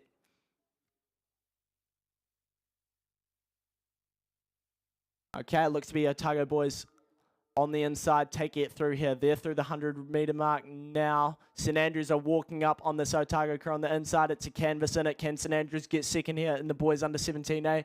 Otago Boys High School look to be taking it out here by half a length. It's not a big gap. St Andrews are going through them. St Andrews have gone through that Otago crew, and they're looking to get up on St Andrews, Otago Boys High School as well. But Otago Boys High School, they're going to take it out by 5 seats over that St Andrews crew. St Andrews have 3 seats on that Otago crew on the outside.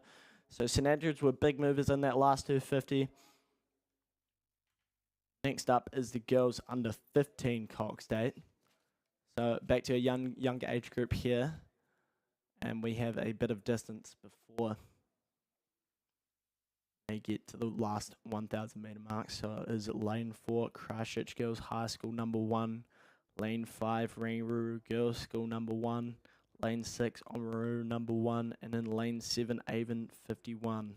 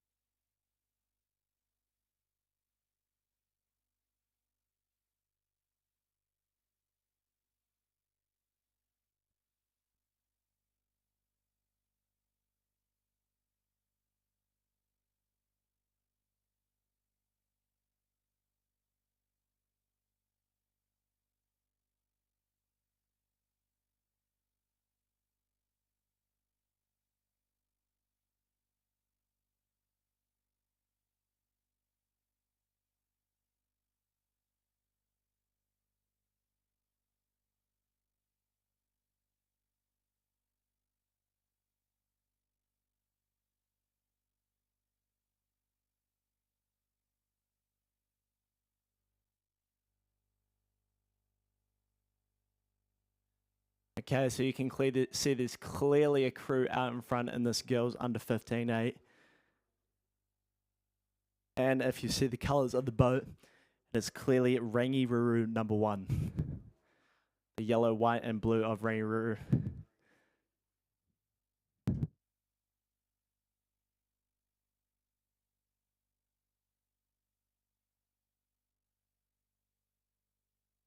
So that Ringaruru crew just seeing about maybe 5 or 6 lengths up on the rest of the field, might actually be larger. So that Ringaruru number 1 crew is Jasmine Collins, Lily Nepallenbrook, Alice Johnson, Miller Wilk, Bo Collier, Eddie Cothray, Zoe Fahey, Olivia Long, and Penelope Sutton is the Cox. Currently sitting in that second position. It's one outside of them. It's Oamaru number 1 and lane number 6. Go back inside to Christchurch Girls High School number 1 sitting in third. Then Avon 51 currently sitting in 4th. But Rangi Ruru have just dominated this under 15A in this A final right now. Now sitting maybe 8 lengths up on the rest of the field. It's just an absolute domination. Into the last 300 metres they go. Pretty clean rowing for under 15s right now. Catches are looking quite smooth. There's no rush. There's no really need to wind here, but they probably will just for a bit of practice. That coxswain there is Penelope Sutton. She'll just be able to focus purely on technique, just going through that race plan. She won't need to focus on any other crews because right now they're not really there. Oamaru is also performing well. They're holding their own in second place. They're a bit back on Rangi, but they're definitely comfortably ahead of Christchurch Girls High School #1 and that Avon crew. Christchurch Girls High School #1 also on a bit of an island in 3rd place. Well ahead of 4th, but here comes Rangi. They're in that last 110 metres of the race. Not rating too hard, say it might just be about a 32, 33. So nothing too high for an 8. That is definitely Rangi. The yellow, white and blue boat of Rangi. You can't miss it.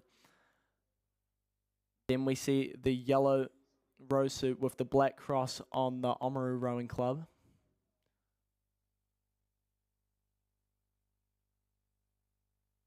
The red and blue of Christchurch Girls High School. Through goes Rangi. They have beat the rest of the field by about 130 metres, I'd say. Can't even use boat lengths as a comparison, so pretty good performance coming from Rangi there. Can't be too mad at that. Then let's see how far ahead Oamaru finishes of Christchurch Girls High School. Can they be 100 metres ahead?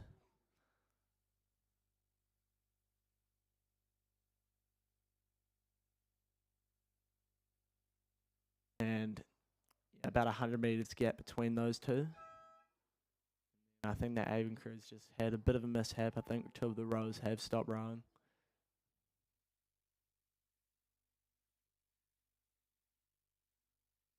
Always tough when that happens. Girls under 15 Cox State. Avon just be hoping to get their boat across the line at this point. And up next we have the men's intermediate Coxed 4. So again, looking at 2nd year rowers. Be a mix between club and school crews here. In lane 2 is Canterbury #1. In lane 3, St Andrews College #1. In lane 4, Oamaru #1. In lane 5, Otago Boys High #1. In lane 6, Wakatipu #1. In lane 7, St Bede's College #1. And in lane 8, Avon #1. Take a look at the field here. It is actually Otago Boys High School putting out a pretty dominant performance here in lane number 5. They were probably the quickest to go through. Then I'd say currently looking at that 2nd place would be going to the inside. It might be Oamaru. Oamaru trying to get up for it. Or Wakatipu #1. I'd say Oamaru right now sitting in 2nd. Wakatipu in 3rd. But watch that inside crew. That's lane number 2. That's Canterbury #1. They're trying to go through this Oamaru crew, so pretty close race for 2nd here between Oamaru and Canterbury #1. Otago Boys are clearly in 1st place. We go a bit further back to St Bede's and St Andrews College. This is intermediate rowing, so a lot can change. You can just see that power coming through the Canterbury boat. I'd say they're rating a bit lower. Oamaru maybe a bit of a lighter stroke, but definitely rating higher. So it's rating versus power. What's going to go through the line? For that 2nd place, Otago Boys are through the 100 metres now. Here comes Oamaru. Let's see who gets it over Canterbury and Oamaru. That's the battle for 2nd place right now. It's bow ball for bow ball coming into the last 100 metres. Watch this crew from Canterbury. I think they're charging through the line. I think Canterbury's the one that's walking here. Oamaru keeping their eyes in the boat. They're staying locked in right now. Canterbury or Otago or Oamaru. I'd say it's Canterbury right now. Maybe a canvas, half a canvas to Canterbury, but I think Oamaru's going again. I'll line it up on the line. I think it's... Oh, Canterbury got it by half a canvas at the end there. Oamaru get 3rd. Wakatipu sitting in 4th. Bit of a battle between St Bede's and St Andrews. So all these crews are rowing well. There's no stragglers here in this men's intermediate Cox 4. St Andrews will take the 5th. And that's not St speeds. That looks like even number 1.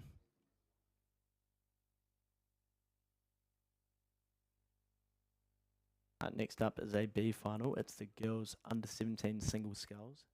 Lane 1, North End number 3, Margot Erasmus. Lane 2, Twizel number 2, Lucia Yates. Lane 3, Timaru 11, Ella Inch. Lane 4, Avonside Girls High School number 1, Brooke Sykes. Lane 5, Columba College number 1, Vanilla Millen. Lane 6, Villa Maria College number 1, Nicola Showman actually. Lane 7, Wakatipu number 3, Caitlin Perdue. Lane 8, Nelson number 1, Zoe Dunstan. Lane 9, Cure Boating Club number 2, Macy Barnes. And then Lane 10, North End number 5, Annie Tosha.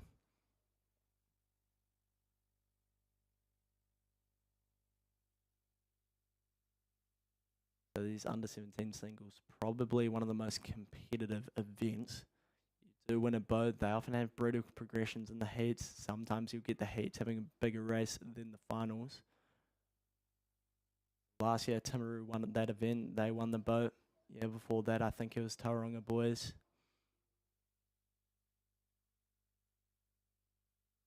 You're looking at Wakatipu, Marley King Smith. Right now, looks to be a fairly even lineup in the B final of this girls under 17 single sculls.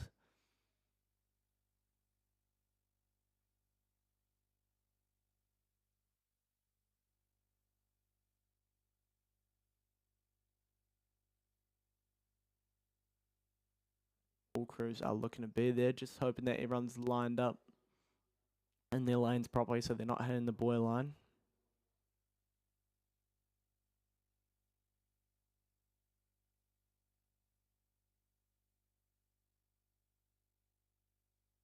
Lane number 5, Columba College, is performing well out there. Maybe outside of her, that might be Villa Maria College number 2, Nicole Showman as well. So those would be your favoured lanes. Also seeing a pretty decent performance coming from lane number 1, North End number 3, Margot Erasmus, and Twizel number 2, Lucia Yates, potentially challenging for that 3rd position. As well as Cure Boating Club number 2, Macy Barnes. The B final.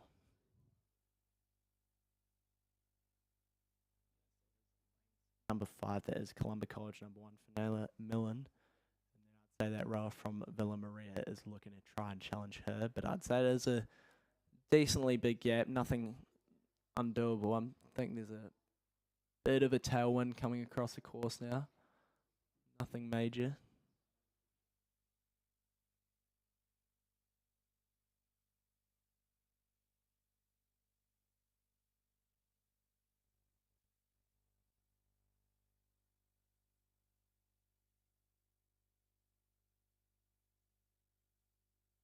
So that rower from Columba just trying to get away from the rest of the field there.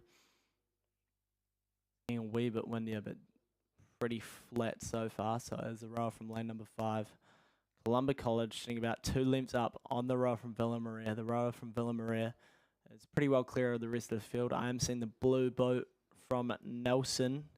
Zoe Dunstan trying to get up there into the mix, but I'd say right now would be looking at lane number 3 currently for that 3rd position of Ella Inch.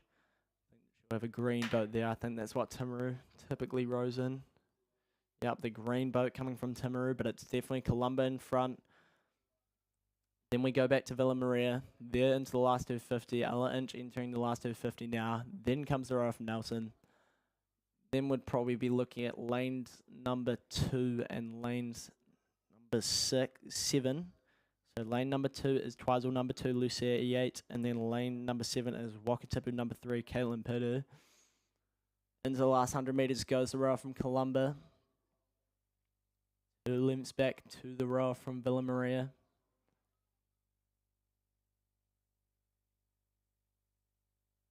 Loud cheers coming. I think they might be coming from Villa Maria. Timaru is definitely sitting in 3rd, but Nelson's trying to get up into the mix. 2 lengths up is the rower from Columba. Villa Maria well clear of the rest of the field, so sitting about 3 or 4 lengths up on the rower from Timaru. Timaru in a bit of a battle with Nelson. I'll be curious to see if Nelson catches up. It looks to be getting close. Might be half a length in it right now. But Timaru is going to get that place. Then we go to Nelson. Then it's a tight battle between the rower from Avonside Girls and Twizel. I think, well, it might have been Avonside Girls, Twizel, pretty close between those two. Then we go back to the rower from Wakatipu. Then outside to North End. And then inside to North End number 3. That's the B final. A final coming in up now. It's a very competitive event. Lane 1, Wakatipu number 2, Amy Patterson. Lane 2, North End number 1, Georgia Graham. Lane 3, Otago Girls number 1, Ariana Oswald. Lane 4, Villa Maria College number 1, India Taylor. Lane 5, Waihopai number 2, Lila Jack. Lane 6, Ashburn number 1, Isla Moffat. Lane 7, Wakatipu number 1, Lucy Clark. Lane 8, Waihopai number 1, Ella Norman. Lane 9, Timaru 21, Scout Fiske. And lane 10 is Marion College number 1, Neve Devlin. Again, not too close actually. I think maybe a close race for second and third. So far, we haven't had too many close races for first, apart from that under 16A.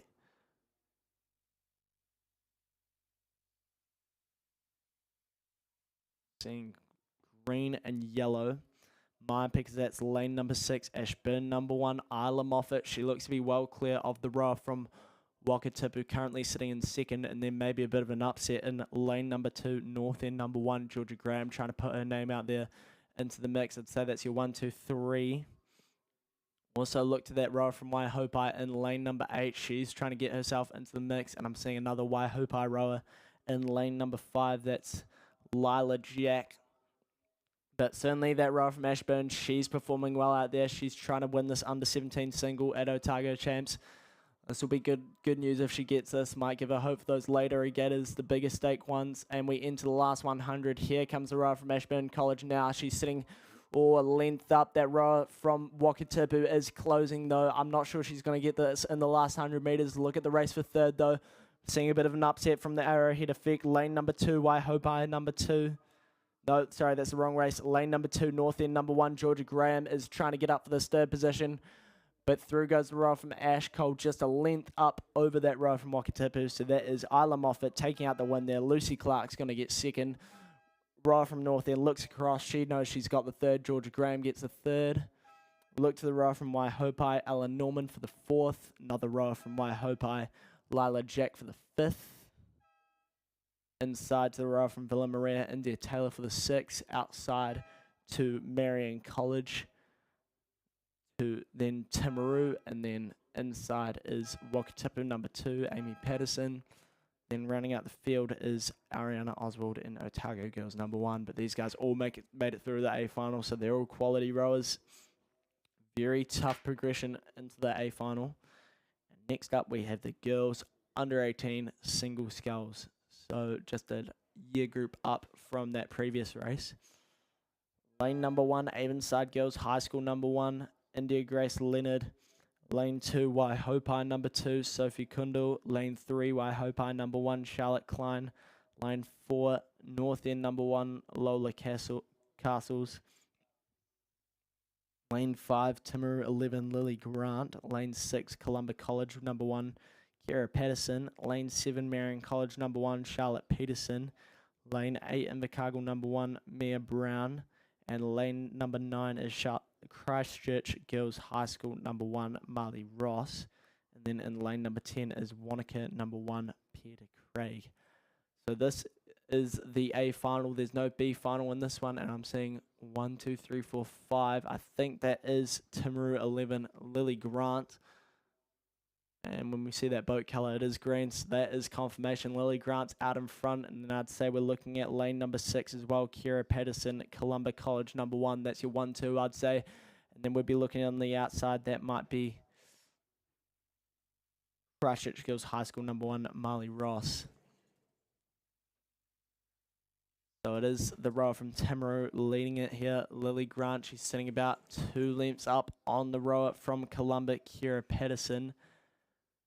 Also, watch that row from Waihopai on lane number 3. That's Charlotte Klein. She's performing well, but here's the Timaru rower getting up for it, just trying to put her name out, trying to really push away from that rower from Columba. Pretty good performance here coming from Timaru into the last 100 meters. She will go now.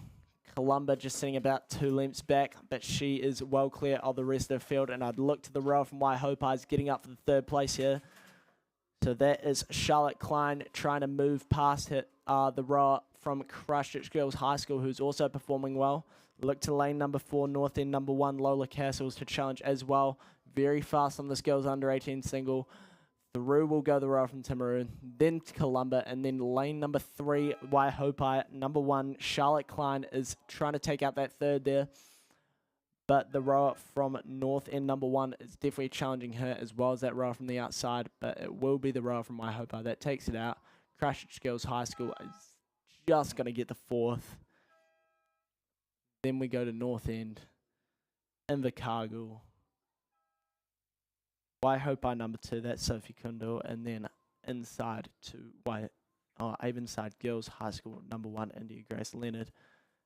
Then outside to Wanaka number 1, Peter Craig.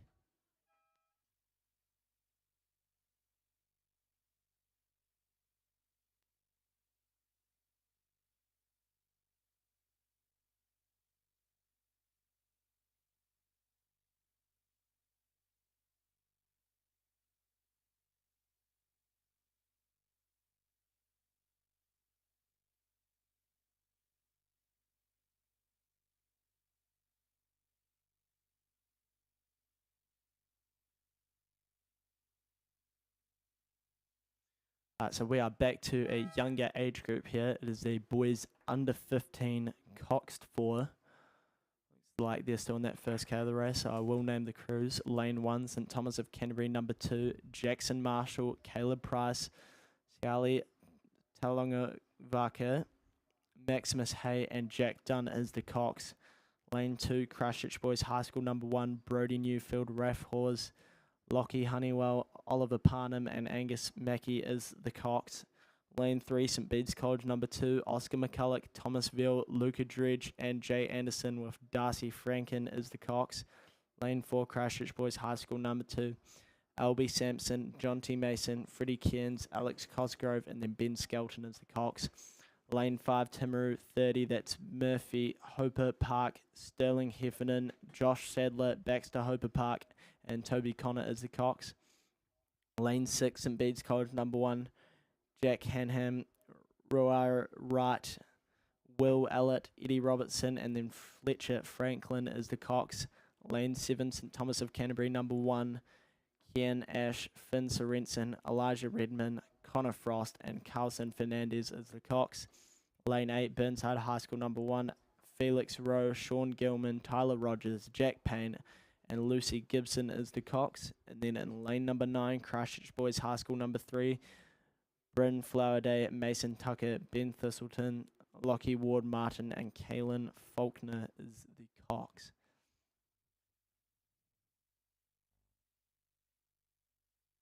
The action is going to come from those middle lanes. I'm seeing St Bede's performing well out there as well as St Thomas of Canterbury. But inside of St Bede's, I'd say Timaru 30 and Christchurch Boys High School 2, I'd say, are currently fighting for the lead. But I would say it's that Timaru crew currently in the lead coming into the last 600 metres of the race. So this is under 15, a lot of variation coming through here. Under 15 coxed 4s, so they won't have that balance nailed at this point of the season. They'll still have the blades on the water, but they're not doing bad here.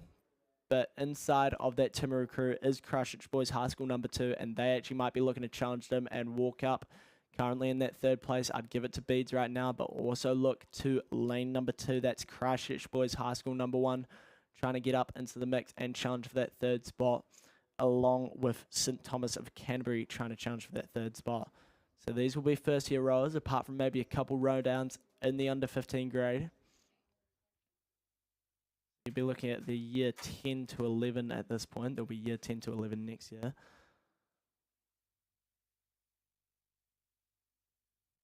Yeah, that is row rowers from Timaru. So that is Murphy, Hopper Park, Sterling, Heffernan, Josh Sadler, Baxter, Hopper Park, and Toby Connor is the Cox. They're sitting, I'd say they've got Clearwater on that crew from Christchurch Boys High School number 2. Looks like Beads is trying to move up and take that Christchurch Boys High School number 2 crew. So it's a length up, maybe a length and a half to this Timaru crew. Go back to Christchurch Boys High School, just a bit more rushed with that catch, and that's what typically happens as we get into the later portion of the race. You get tired, technique starts to fall off a bit, and when other crews start to push up, you just want to get as much power as you can in, which can sacrifice the technique sometimes, especially in these younger age groups. Last 250, Beads just took a couple of rough strokes there. Christchurch Boys is going to respond to that by taking a few rough strokes of their own. But here comes the rowers from Timaru, just sitting 2.5 lengths up on the rest of the field. Here comes the rowers from Timaru. They're charging away in this boys under 15 Cox for that Christchurch Boys crew. Just taking a few rough strokes. Beads is going to take advantage of that. Who's the coxswain of that boat? It's going to be Fletcher Franklin trying to get up. They're definitely sitting in third here, but they'll be looking to get up into second. But Timaru Boys, just an absolute dominant performance coming from them. They've got that rating right up. They're sitting about 3 lengths up on this Christchurch Boys High School crew. St. Beads are just sitting, I'd say maybe half length down on this Christchurch Boys High School crew, but it looks like Beads are trying to walk here. Beads are closing on Christchurch Boys. It looks like they might get them. It's closing to a canvas. St. Beads coming here in this Boys under 15-4. I don't think they're going to catch them in time. It's going to be Christchurch Boys who get second. St. Beads get the third. St. Thomas for the fourth, and then Christchurch Boys High School on the inside in lane number 2 looking for the fifth. Then we'd probably be going out to Burnside for the 6th, then back inside to St. Bede's College number 2, and then inside to St. Thomas of Canterbury number 2.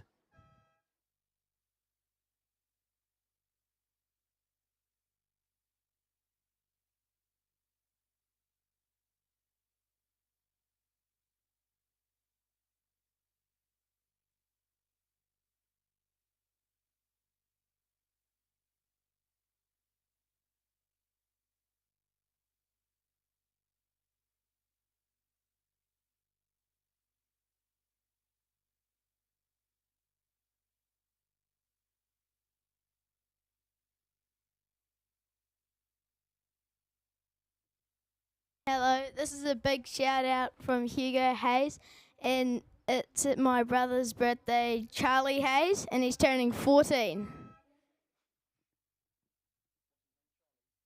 Happy birthday, Charlie.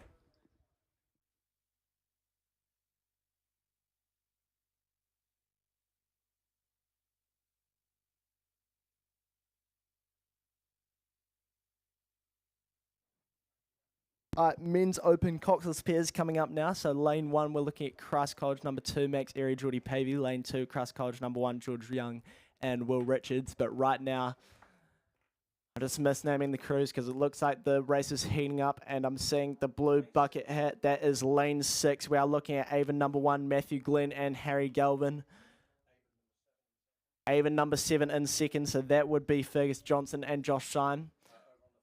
And then over on the far side, we're looking at Cure Boating Club, Lewis Mates and George Johnson potentially looking for that third spot. But it is a battle between Avon right now. But Harry Galvin and Matthew Glenn have put it out an absolute performance. Lane 5 performing well there. Who's that?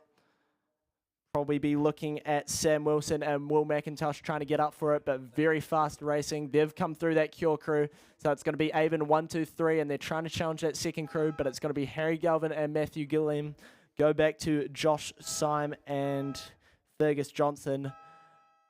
Then we'd be looking at Sam Wilson and Will McIntosh. Back to the rowers from Cure on the outside, George Johnson and Lewis Mates. And then P4 is Avon number 3, Pao O'Sullivan and Ben Allen. Lane number 3 there is Will Johnson and Ted Main. And I'm seeing lane number 1 just trying to challenge that Christchurch Boys. Was that Christchurch Boys? No, it's Cure Boating Club number 2. Who's going to get that final place? I think it's just Cure Boating Club by a canvas over that Christ College crew, which is Max Airy and Geordie Pavey. And I will be handing over to Clive now.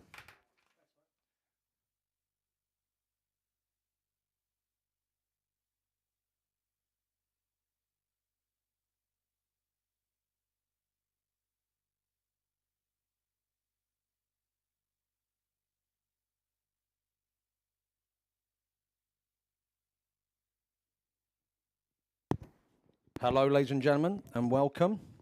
That was a big birthday shout out to some young man, Charlie, I think his name was. So hopefully he's having a great birthday.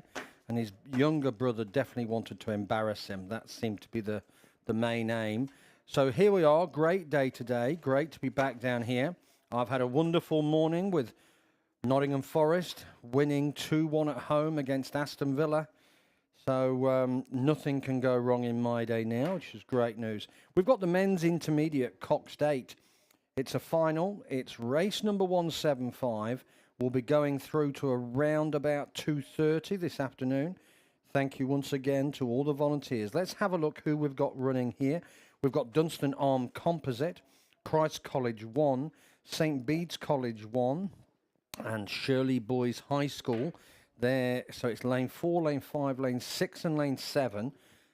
And it looks like we might have an extra crew in this as well. So I'll just make sure I'm on the right one, first of all. Yep. Okay, so here we go. Event 175. In the lead here, making the way down. They're just about to hit the 1750 mark. We're picking it up through the... Oh, get the right binoculars.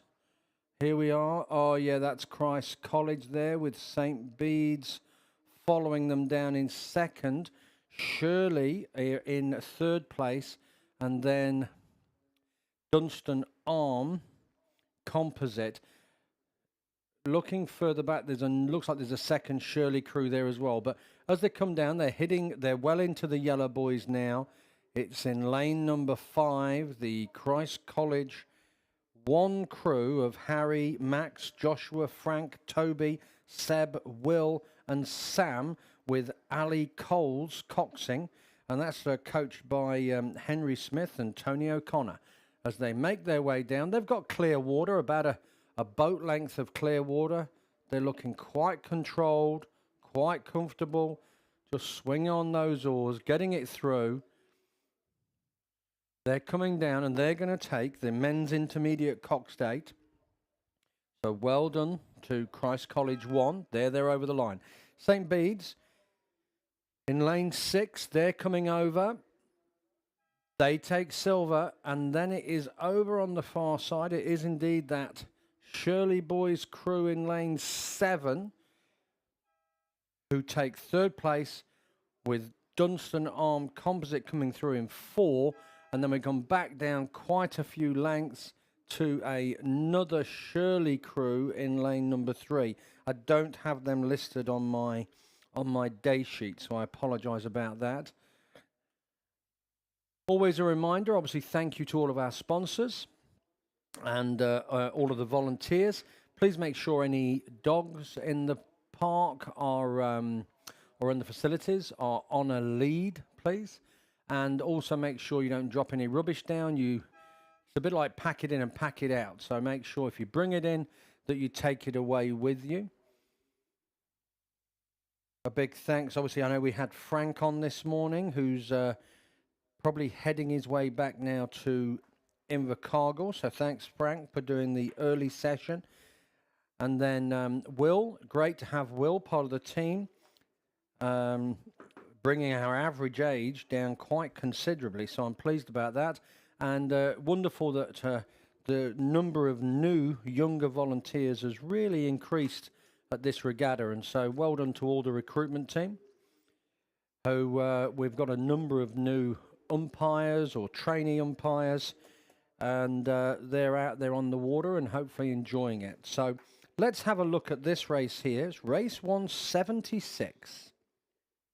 It's the Women's Club Coxless 4, so should be competitive. In lane 3, we've got Oamaru 1. Lane 4, Dunstan Arm 1. Not Arms, Arm. In lane 5, Canterbury 1. Lane 6, Avon 1. Lane 7, Nelson 1. And lane 8, Invercargill.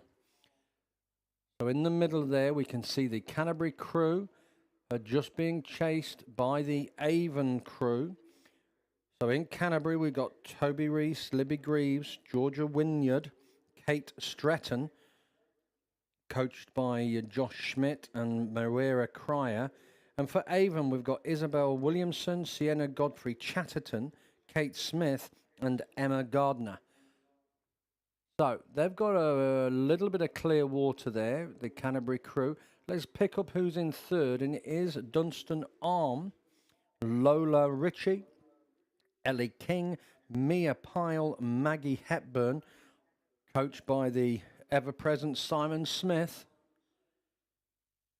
They've gone away from the Oamaru crew down on the inside. They're giving quite a few lengths there. But let's look back on the other side. There's Nelson. Invercargill got a race with them. They're trying to drag themselves back up. But it is these lead crews here, the Canterbury and Avon crew. Canterbury hit the yellow boys now. 2:50 to go. Let's have a look how they're moving. They're swinging along quite nicely there. That lead they've got, they can look back at their opposition, and they've got this well and truly in a controlling position. Avon trying to stay with them, but at the moment they're giving a clear boat length. Dunstan Arm are probably another three, 4 lengths back, certainly 3 lengths back. But it is this Canterbury crew in lane number 5, Toby, Libby, Georgia, and Kate, who are going to take out the Women's Club Coxless 4. Great to have that done. A little bit of splash there on that stroke, but they're pretty comfortable. About a boat length and a half. They've actually stretched slightly. They've warped a little bit. They're going to take an early season gold. Over the line they go. Unfortunately, still no times at the moment. The system's down. Then coming over the line is our Avon crew in second place. And third place is Dunstan Arm 1. They take third. Well done. Nelson are going to come over the line next. They're about 3 lengths back from that Dunstan crew in lane number 7. And then over on the far side, we've got Invercargill. And then down on the inside, lane 3, Oamaru bringing up the back of the field. That was the Women's Club Coxless 4. On the water, and they've started already, is event number 177. This is the Women's Novice Cox 4B final. So what I'll do with this is I'll pick this up for a period of time, and then I will have to move to the A final, which is race number 178. But let's start with this. Let's see who we have. St Andrews College 1. Christchurch Girls High School 3. Columba College 2. Marion College 1. Wanaka 1. St Andrew College 2. Avonside Girls High School 2. Columba College 3. So great to see we've got good numbers of novice Coxed 4s. We've got a full 10 in the A final. And in the B final here, I think we've got 9, which is great to see. So, any early movers? They're making their way down. Just going to the screen, and I'm picking it up from the 1,000-metre mark. So they've gone past the island.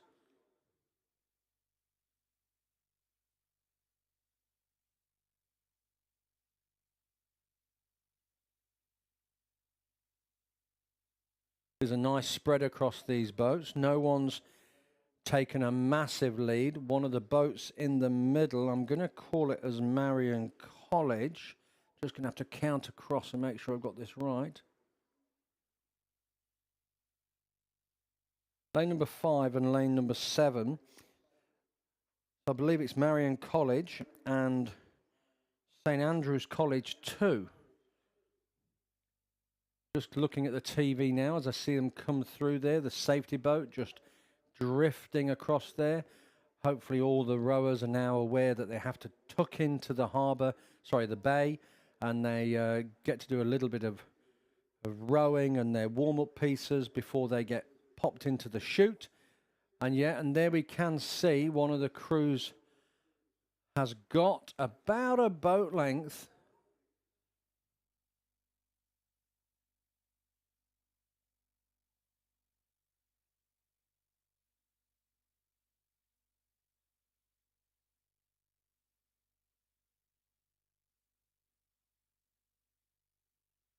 Out on the far side there, I can see Columba College 3.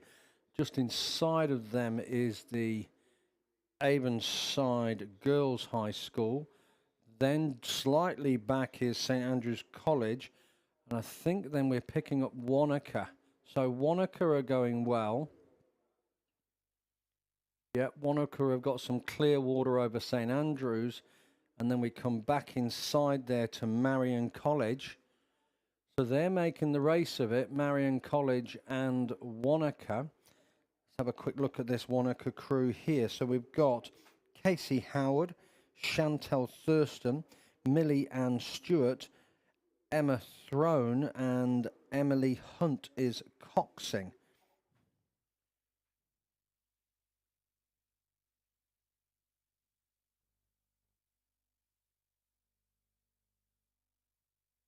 Yeah, it's definitely that Wanaka boat who've gone away, and a couple outside them is Avonside Girls High School, who have gone with them as well, which is, they are back probably a length. Definitely the Columba College Crew 3 are dropped a couple of lengths back there as well. St Andrews College, they've been walked away from. That's St Andrews College 2.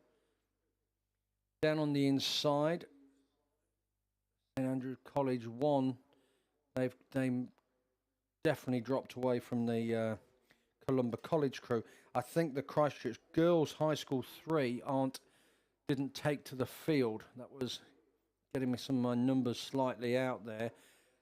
As we look back down the field, and I can see that the A race is off as well. They're making their way to the island. So, the yellow and black of Wanaka in lane number 6.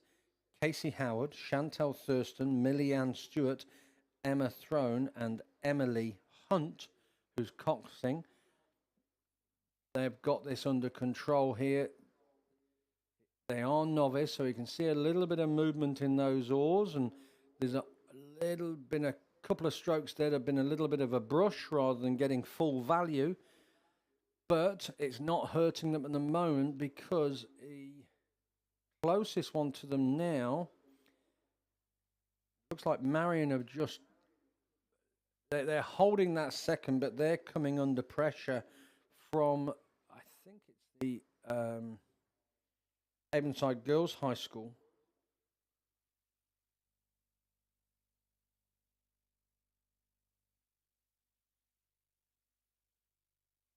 St Andrews crew have managed to come back in. They're sitting in 4th at the moment. The St Andrews crew is Lauren Exon, Holly Radford, Tyler Darling, Madeline Rose Topless, and Sienna Curry is coxing. They're trying to get back in. They're about a length back, but the Wanaka crew out front in lane number 6, they're into the yellow boys. They've got that wonderful rose suit colour there with the yellow and black. They're all wearing their white baseball caps. Quick look around. But the coxswain looks pretty comfortable, pretty relaxed. Has a casual glance over the shoulder there. She's talking them through, just keeping them together. The medal's theirs. They've got about 2.5 lengths over the Marion College crew in lane 5. Marion College, Ava Thomas, Charlotte McLaughlin, Lexi Fakori House, and Esme Tuolagi with Jessie Wayman coxing. They're going to get a comfortable second, but it is Wanaka, lane 6, who are going to take the win. Last stroke. There we go. They're over the line. They take the win. Marion get a good second, couple of lengths back in lane number 5. And a great race developing for 3rd. St Andrews have clawed up. They've got 2 seats, but they're going to run out of runway. And outside them in lane number 8 is the Avonside Girls. They get 3rd. St Andrews College come in 4th. In lane 4, Columba College 2, they're making their way down. And over on the far side in lane 10 is the Columba College 3 crew, who are getting through it. And it further back down the course, I think we're picking up another St Andrews crew. Yes, there they are. That's St Andrews 2. They are coming or heading down over the line now. Right, we should pick up the A final. Columba College 1, Burnside High School 1, Christchurch Girls High School 2, Christchurch Girls High School 1, Timaru 11, Oamaru 1, Avonside Girls High School 1, Invercargill 1, Canterbury 1, and Rangiruru Girls School. This is developing as a nice race. Oh, looking in the middle, crews. Down on the inside.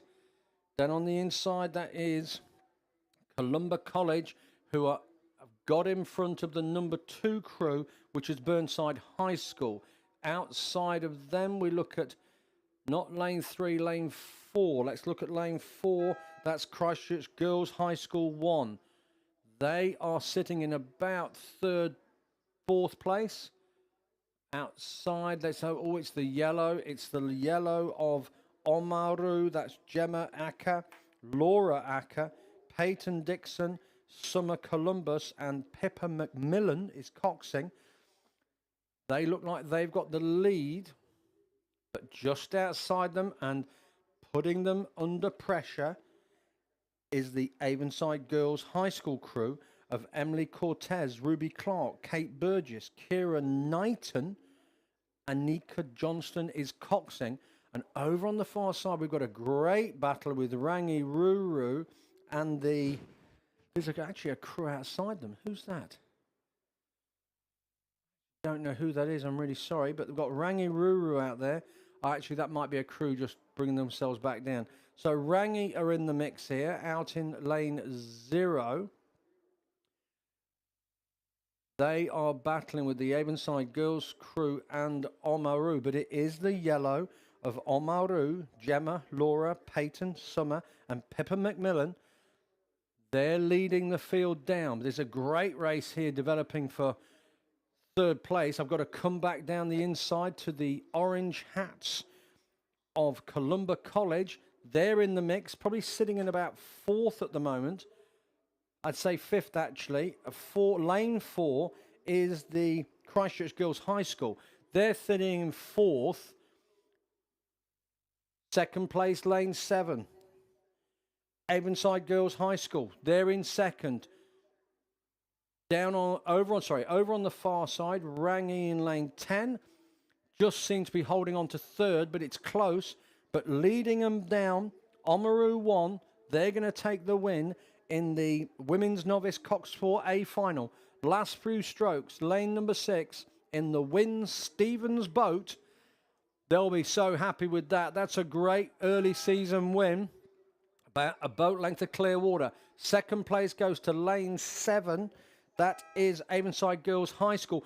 3rd, oh, it's changing. 3rd is definitely lane 4. Lane 4, that is Christchurch Girls High School. Then it's Rangiruru. Then it's the boys under 18 double schools B final. St Andrews College 2, 3, Otago 2, Christ College of Scratched, 1850. This is the B final. That looks like St Thomas of Canterbury to me. Ben Morrison and James Lodder. They've got 3, 4, 5 lengths over the rest of the field. They have absolutely smashed it. And they'll be looking out for the times in the A in there. Lane 5, St Thomas of Canterbury. They're going to take out the B final. Sitting in 2nd. Lane number 6, that's Otago through. Oliver Colling and Noah Hamilton. 3rd place is all closing up with, it looks like St Andrews were sitting comfortably in lane 3, but they're now coming to some pressure from lane 4. 2nd place is going to be lane 4. Boys High one arm, they've got a yellow ace. And then over on the far side, oh, St Andrews are coming under pressure. Nelson of really ace. And then over on the far side, we pick